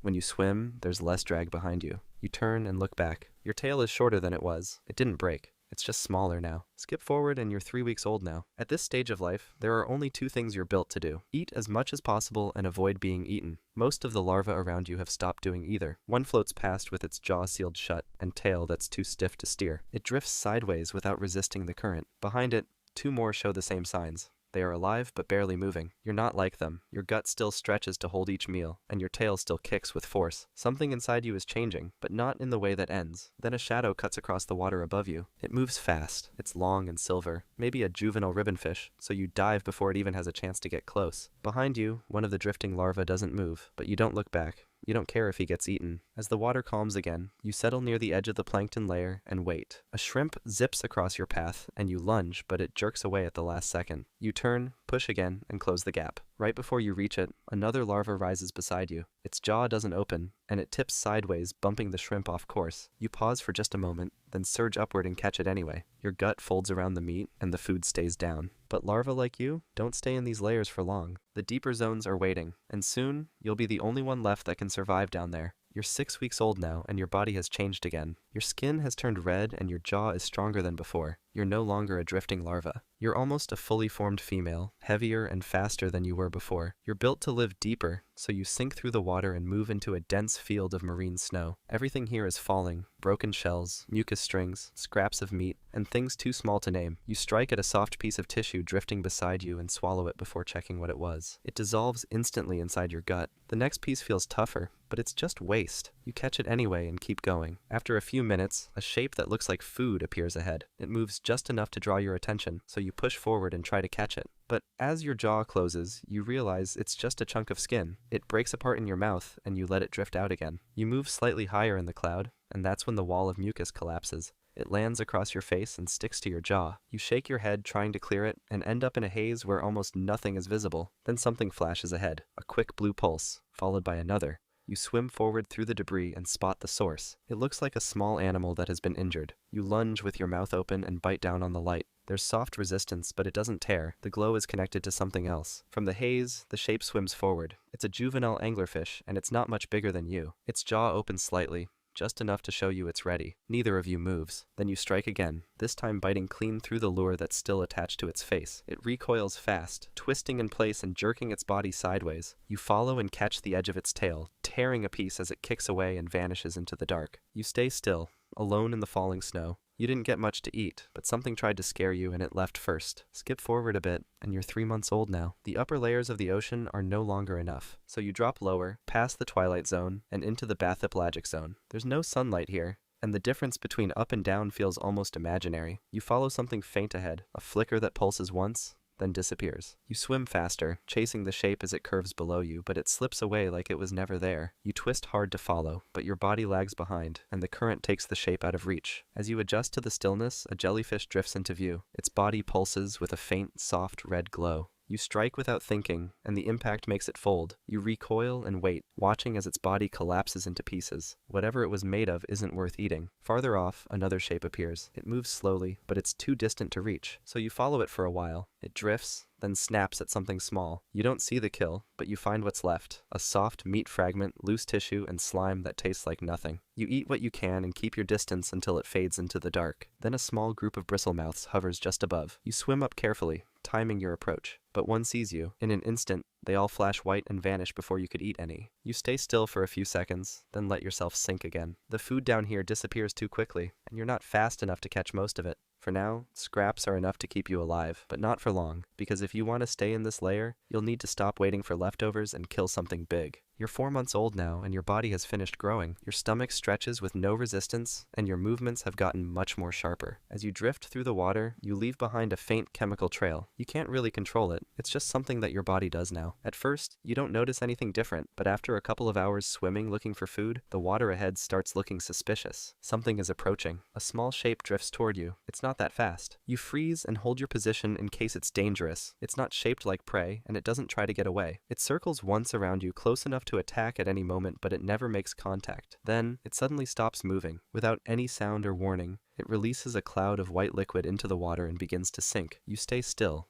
just watching. That was a male. A few months ago, he was a larva just like you. But his body followed a different path. His stomach collapsed, his jaw fused shut, and his digestive system disappeared. The only thing that grew was his liver, storing every ounce of energy he had left. Once his body finished changing, his nose allowed him to detect your trail across layers of water that you haven't even reached yet. That's how he found you. Males don't feed and don't fight. They live just long enough to find a female. And once they release what they came for, their bodies start to collapse. His fins start to stretch as he sinks lower, and within 2 days, he'll be gone. You release your eggs into the cloud and turn away. You don't wait to see what happens. There's nothing else here for you. Skip forward, and you're 6 months old now. You've just found your biggest meal yet. A large dead fish is drifting through the water with skin half torn and guts leaking out behind it. You swim alongside and bite into the softest part. You keep going, pushing more meat into your stomach than it was ever meant to hold. After a few minutes, you stop moving. Your body feels swollen and tight. You hover in place, trying not to tear anything. But something else noticed the blood too. A snake-toothed fish drops down from above. Its body is long and covered in scars. It doesn't look confused. It knows you're here. You stay still, hoping it loses interest, but it circles once, then shifts its angle and rushes forward. But right before it hits you, a giant isopod crawls out from underneath the carcass. The snake-toothed fish turns mid-strike and grabs the isopod instead. You watch, thinking how stupid it is, so you try something. You turn away slowly, pretending to leave. Then swing back around and open your mouth as wide as it goes, trying to swallow the whole thing in one strike. But it doesn't work. The fish is too big. It turns on you instantly and clamps its jaw onto the top part of your body. You try to move, but nothing happens. The pressure locks your spine in place. You feel its jaw loosening, not to let go, but to move its grip toward your head. And that's when you snap. Your body recoils like a spring and bursts backward in one full-body kick. You vanish into the dark before it can adjust. It doesn't chase you. It just turns back to the isopod and keeps eating. You drift away, pulsing slower, feeling your body recover. That wasn't a win, but it wasn't a death either. You're 7 months old now, and you've spent the past few weeks hovering at the edge of the bathypelagic zone. This layer used to feel endless, but something's changed. The prey here has thinned out. Every chase ends in nothing, and the scraps that used to keep you alive are starting to vanish. You're getting hungry in a way that doesn't stop when you rest. One day you notice something, faint trails moving upward. You follow, swimming toward the warmth for the first time in weeks. The water flows easier here. Your muscles push without as much resistance. You don't recognize this layer. As you swim around, you find a piece of shrimp missing its legs, so you take it. Then, a loose eye drifting by itself. You take that too. You eat everything you can, then suddenly stop. The pressure around you is starting to feel wrong, so you turn back and push downward before anything stretches or tears. As you return to the colder layer, your body settles. But something's different now. For weeks, you believed the surface only meant death. Now, you felt what it can offer. You're 1 year old now. You've survived longer than most, adapted to layers few others reach. But today, you make a mistake. You follow something upward. It looks like a floating scrap twitching just enough to look alive. You swim after it without checking how far you've climbed. The pressure begins to drop and your body swells slightly, just enough to throw your balance. You try to descend, but your body isn't responding. The depth you need is gone, and your stomach starts pressing outward. You drift upward, with red skin exposed to light that should never touch it. At the surface, a research vessel is collecting plankton samples. Nets drag across the water. You float sideways into view, and a bucket scoops you out. You twitch once in the air, then drop into a small chilled container. A tech stares down, unsure what they've caught. You're handed multiple times, first to a biologist, then to a researcher at a private lab. You're still alive, but barely. The water is cold enough to let you survive now, but after a few hours, you stop moving completely. That was the whalefish. Next is the goblin shark. You are pushed out into crushing pressure where your only advantage is a jaw that violently snaps out of your face. For months, you grew inside your mother, surrounded by your siblings. At first there were many of you, but now only a few remain. Because not all of you were meant to survive. Inside the womb you didn't just grow, you fed. Not on your mother, but on unfertilized eggs produced just for you. Some of your siblings weren't as lucky. The strongest grew, and the weaker ones didn't. Now, you are ready. The walls around you contract, pushing you forward. And suddenly the warmth of the womb is gone. Water rushes against your skin, filling the space around you. There is no mother waiting for you, no siblings to stay by your side. The moment you entered this world, you became just another predator in the deep. And right now, you're a small one. Something moves nearby, a flicker of movement just outside your vision. You don't see it, but you feel it. Tiny electric pulses flicker in the water. They are barely noticeable. But your snout picks them up. This is going to be your first hunt. You slowly move toward the signal because your body isn't built for speed. You actually don't need speed, you just need to get close. Then you strike. Your jaw launches forward, far beyond your mouth, and your teeth snap shut around something that moves for a second before going still. You pull your jaw back, swallowing your first meal whole. You don't think about what it was. A fish, a crustacean, maybe even another goblin shark born just seconds too late. And now, for the first time, you flick your tail and push yourself forward. There is no place to hide here, so you sink lower, disappearing into the dark. It has been a few weeks since you were born, and you are getting better at surviving in the dark. The deep is quiet, but it is never empty. You are small and easy to miss, which is exactly how you survive. You don't move much. Instead, you let the ocean carry you. Your body floats easily because of the thick oil inside your liver. The less energy you waste, the better. Then something moves. A dim shape flickers in and out of view. You don't react right away. You let your snout do the work. Faint electric signals pulse through the water, too steady to be a struggling fish and too slow to be prey. You drift closer until the shape becomes clear. It looks strange. Its body is dark, but its head is completely clear. It's a barrel-eye fish. Through the glassy dome of its skull, its green eyes shine like dim lights. It doesn't swim like other fish. Instead, it floats in place with its eyes locked on something above. You don't know what it's watching and you don't care. You're more focused about how you're going to eat it. You move a little closer, waiting to see if it reacts, but before you can get near, it moves. Its fins tilt slightly, and in one smooth motion it swims away, disappearing into the dark. You hesitate for a moment, wondering if you should follow, but there's no point because you're not fast enough. You stay where you are, letting the moment pass, but the encounter stays in your mind. You are not alone down here. Now you are a few months old, stronger than before, but still small enough to be a target. You are getting better at hunting, but you still have a lot to learn. The deep sea is full of creatures that don't move much, and that suits you just fine. Drifting near the seafloor, you sense something ahead. It's small, barely moving, and hidden in the sand. You move closer, carefully trying to keep your body still. When you are close enough, you strike. Your jaws shoot forward, snapping at the spot where the signals are strongest. But the moment your teeth touch the sand, something happens. A sudden shock runs through your body. A painful jolt that makes your muscles stiffen. The sand bursts apart, and before you can react, the creature shoots away in a cloud of dirt and debris. You stay frozen for a moment, trying to understand what just happened. The signals are gone. Whatever was there escaped. It wasn't just any fish. It was a stargazer, a predator that buries itself in the sand and waits for prey to get too close. You thought you were the hunter, but instead you walked right into its trap. And the shock? That wasn't an accident. Stargazers can produce electricity to stun their enemies. You shake off the feeling and move away.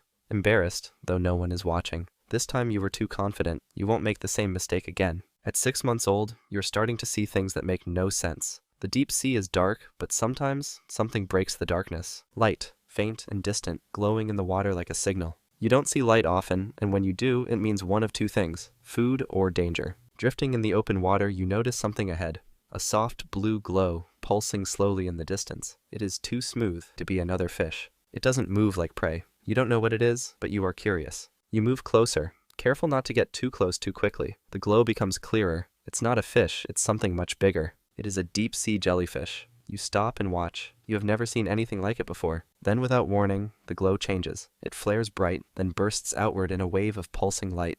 You don't wait to find out what it means. You move back, just in time to see long, nearly invisible tentacles stretch toward the space where you just were. You don't need to get any closer to know what would have happened if you had stayed. The light fades again, going back to the soft, steady pulse it had before. The jellyfish continues floating, waiting for something else to come too close. You turn and drift away, leaving it behind. You don't know if it was hunting or just trying to defend itself. You are now a year old. You have learned what to chase and what to avoid. But today, you learn something new. How to steal. After some time swimming around, a smell reaches you. It's faint at first, but it gets stronger as you move forward. You follow it, letting the current guide you until a shape begins to form ahead. It is larger than anything you have ever seen before. The closer you get, the more you understand. It is a whale, or at least what is left of one. Its body is slowly sinking, while chunks of flesh are torn away by creatures that found it before you. You're not alone. Small scavengers pick at the softest parts, tiny crustaceans swarm over the decaying skin, and farther up, a sleeper shark drifts just above the carcass, waiting for its turn. You move closer and open your jaws, testing the flesh with a careful bite. It is different from what you are used to, but it's food, and in the deep sea, food is never guaranteed. Then the sleeper shark moves. It was watching and waiting to see if you would get too close. Now it's swimming forward, cutting off your path to the carcass. It's larger and much stronger than you. You have no choice this time. This is not your meal. You back away while keeping your movements very, very slow. The shark, luckily, doesn't follow you. You turn and swim back into the open water. You've learned that not every meal is yours to take, and in the deep, some fights are just not worth having. At 2 years old, you are big enough to hunt larger prey, but sometimes, even the best hunters make mistakes. Something moves ahead, drifting slowly in the water. It's small and doesn't react when you get closer. It looks like a jellyfish, the kind that floats near the surface waiting for prey to wander too close. You've seen them before and know to be careful. Your snout picks up no electric signals. That should be a warning, but you don't think about it. You are hungry, and it looks like easy food, so you decide to eat it. Your jaws snap forward, closing around the strange object. But the moment you bite down, you know something is wrong. It doesn't tear apart like flesh. It doesn't taste like anything at all. It folds under the pressure of your bite, then floats back into shape as you let go. It's not food. You don't know what it is, but it does not belong here. You leave it behind, confused. There is no time to think about things that do not matter. You need real food, and whatever that was, it was not alive. Far above you at the surface, there are more of these strange objects. They float in the waves and sink slowly into the deep.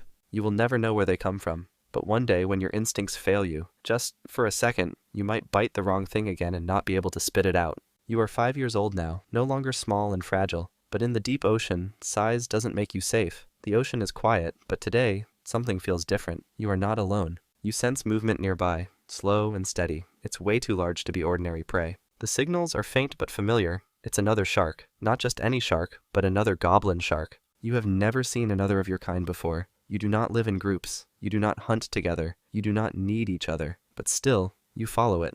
The other shark is bigger than you, older and more experienced. It does not react to you and doesn't change its course. It moves forward without hesitation, ignoring everything around it. You stay behind just watching and learning. For a while, it feels like you are going the same way, like you are connected by some unspoken rule. Then without warning, the other shark changes course. It moves faster, cutting through the water with a purpose you do not understand.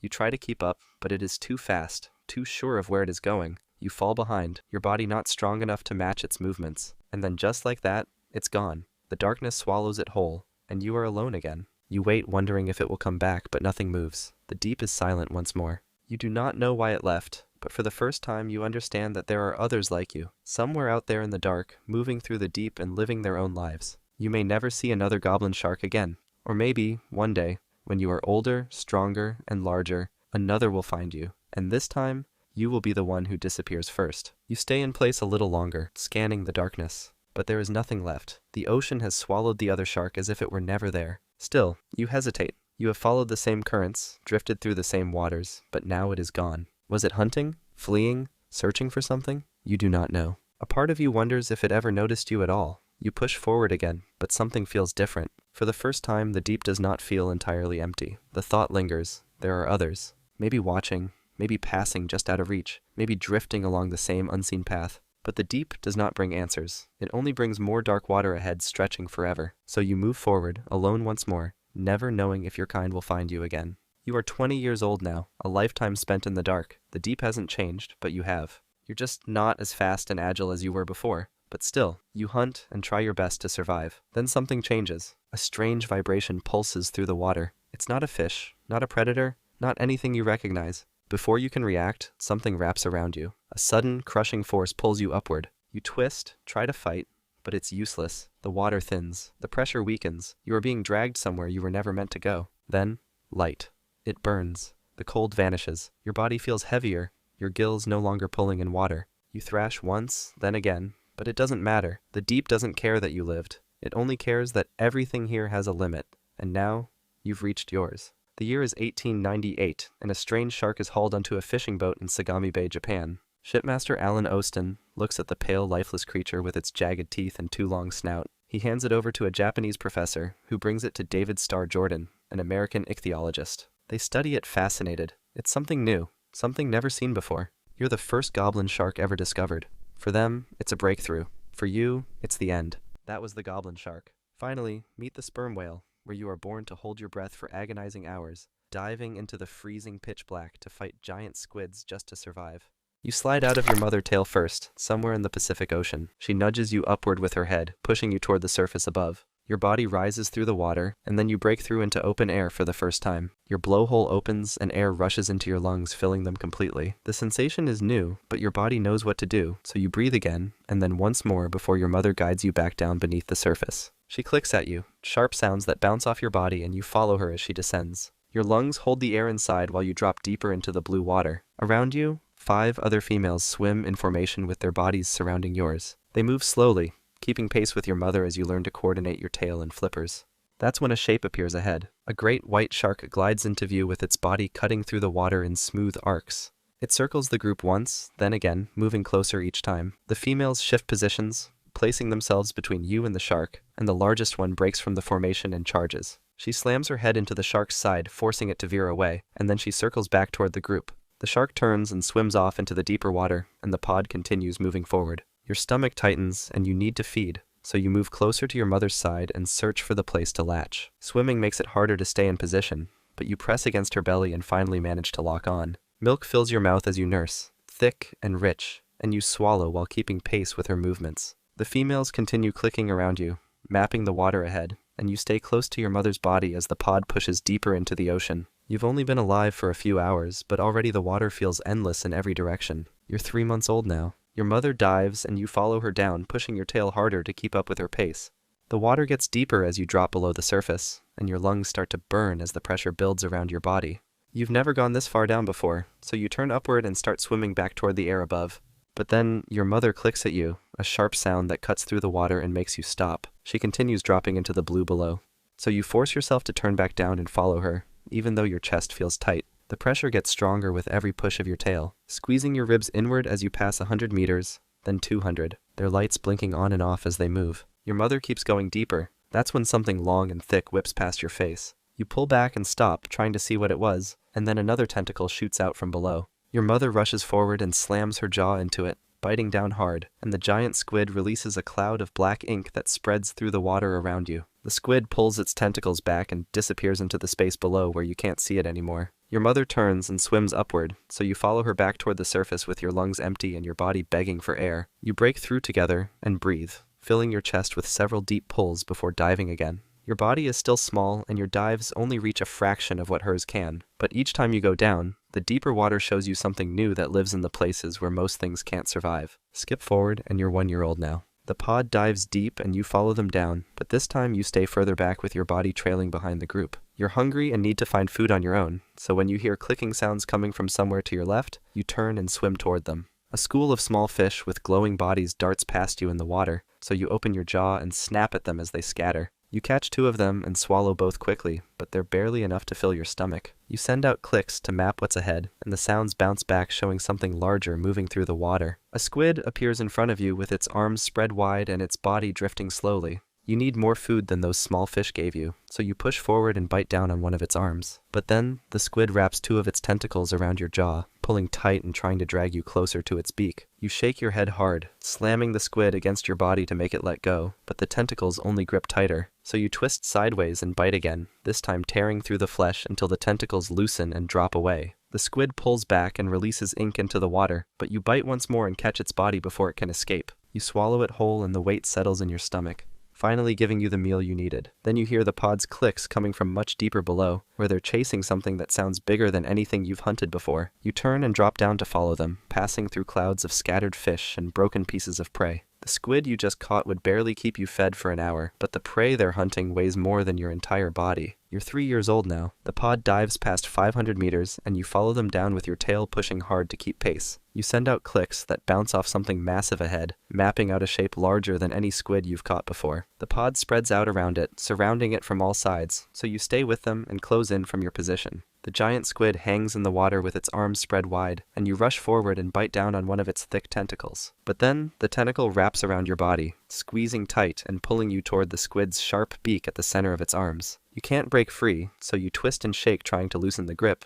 but the tentacle only pulls tighter. Then another female from the pod slams into the squid's body, ramming it hard enough to make the grip weaken. You twist again and pull yourself free, then turn back and bite the same tentacle near its base. Your teeth tear through the flesh, and the arm comes apart, drifting away into the water while black ink spreads around the squid. The rest of the pod rushes in from different angles, biting and tearing at the squid's body until it stops fighting back and hangs limp in the water. You all take turns feeding on it, ripping chunks of flesh away and swallowing them before going back for more. The squid's body is so large that everyone gets a share without competing for space, and you eat until your stomach is full. Then the pod starts swimming back up toward the surface, and you follow them with your body heavier from the meal. Your jaw is stronger now than it was when you were young, and your dives reach depths where most creatures can't survive. But there are things down here that fight back just as hard as you do, and some of them are even bigger. Skip forward a bit, and you're 8 years old now. You're swimming alone away from the pod, exploring areas where you haven't been before. That's when another sperm whale appears ahead of you, moving through the water in your direction. He's a male, much larger than you with scars across his head, and he sends out clicks that sound different from what the females use. You need to show him you're not a threat, so you click back with a pattern that tries to match his size. But then he turns and rushes straight at you with his massive head aimed at your side. He slams into you, shoving you sideways through the water, and you spin around and bite at his flank trying to grab hold. Your teeth scrape across his skin but don't go deep, so he turns faster than you expected and rams you again with even more force. The hit knocks the air from your lungs, making you gasp, and you know you can't win this fight. So you turn downward and dive as fast as you can, pushing your tail harder than you've ever pushed before. You drop past 200 meters, then 300, then 400, and you keep going while sending clicks behind you to track his position. But the clicks show that he's stopped following you. He's turned back toward the surface, leaving you alone in the deep water. You need air now, so you slow down and start swimming back up with your ribs aching from where he hit you. When you reach the surface, you breathe in several times, filling your lungs completely before diving again. You're still growing, and you're not the largest whale in the ocean yet, but your body is getting bigger with each passing year, and eventually, you'll be the one that other males have to avoid. You're 12 years old now. You're swimming near the surface of the ocean with the pod, hunting scattered fish that dart between you. That's when you hear high-pitched calls coming from somewhere in the distance, sounds that cut through the water in sharp bursts. The pod stops moving and clicks rapidly, mapping out what's ahead. 6 orcas are coming toward you, spreading out to surround the group from different angles. Your pod dives immediately, dropping down into deeper water, and you follow them with your tail pushing hard. One of the orcas dives with you, matching your speed and staying close to your side. You need to scare it away before it gets any closer, so you turn sharply and swim directly at it with your jaw opening wide. The orca sees you coming and turns away at the last moment, choosing not to risk your teeth. But then you hear the rest of the orca pod circling above, and their clicks show that they've surrounded one of the younger whales from your group. You turn back and swim toward them, with 2 other females following close behind. The 3 of you charge together, rushing at the orcas from below. They scatter in different directions, regrouping at a distance to watch the pod. They click back and forth between themselves, deciding what to do next, and then they turn and swim away into the open water. Your pod stays together and rises slowly toward the surface, and you breathe when you break through. The younger whale that the orcas targeted is still with the group, swimming between the larger females who kept it safe. The orcas know where your pod travels now, and they'll remember which whales are easy targets and which ones fight back. Next time they hunt in these waters, they'll be more careful about which whale they choose to chase. Skip forward and you're 18 years old now. You're swimming alone, miles away from the pod where you were born. You need to find a mate, so you start producing deep clicks that pulse through the water in a steady rhythm, broadcasting across the ocean in every direction. Hours pass with no response, so you continue calling while you hunt for squid in the deeper water below. Then you hear faint clicks coming back from somewhere far away, a pattern that sounds different from yours. It's a female responding to your call. You turn and swim toward the sound, clicking back to keep the connection. She clicks again, and you adjust your direction, following the signals as they get stronger. After swimming for several more hours, you find her with a small pod of other females, and she breaks away from the group and moves toward you. You both circle each other slowly, while she sends out clicks that map your body, checking your size and condition. You stay close and match her movements, swimming alongside her in the same direction. Then you move closer and position yourself next to her, and you mate quickly before she pulls away. She turns and swims back toward her pod, clicking at the other females who waited nearby. You watch them leave, swimming together in formation, while their clicks fade into the distance. You'll never see her again, and you'll never meet the calf she'll carry, but somewhere in the ocean your bloodline will continue through the next generation. You turn and dive back down into the deep water where the squid gather, hunting alone like you've done for years. Your body is fully grown now, and you're one of the largest predators in the ocean, larger than almost anything else that swims in these waters. But being large doesn't protect you from everything, and the deeper you dive, the more dangerous it becomes. You're 25 years old now. You're diving alone, chasing clicks that map out a massive squid moving through the water below you. You push deeper, dropping past 1,000 meters with the pressure squeezing your body from all sides. Your ribs flex inward and your lungs collapse completely, making your chest flatten as you continue down. The squid is close now, so you send out more clicks to track its position while you close the distance. Then the squid comes into range with its tentacles spread wide in the space ahead. You need this meal, so you rush forward with your jaw opening and bite down on one of its arms. But something is wrong. Your body feels different, heavier than it should, and your movements are slower. Your lungs are completely empty now, and your heart is barely beating, dropping to just a few pulses per minute to save oxygen. You try to figure out which direction leads back to the surface, but your clicks are bouncing back in ways that don't make sense anymore. The squid pulls its tentacles back and swims away into the water below, escaping while you hang in place. You try to turn upward and start swimming, but your tail won't respond the way it should. Your body has been down here too long, and there's no oxygen left in your blood to power your muscles. So you just hang there in the water, drifting slightly as the current moves you. Then you start sinking, dropping slowly into the deeper water below where the pressure gets even stronger. Your body continues down, passing through layers where nothing else lives. Your tail doesn't move and your jaw stays closed, and the pressure keeps building around you as you sink further into the ocean. Then everything stops.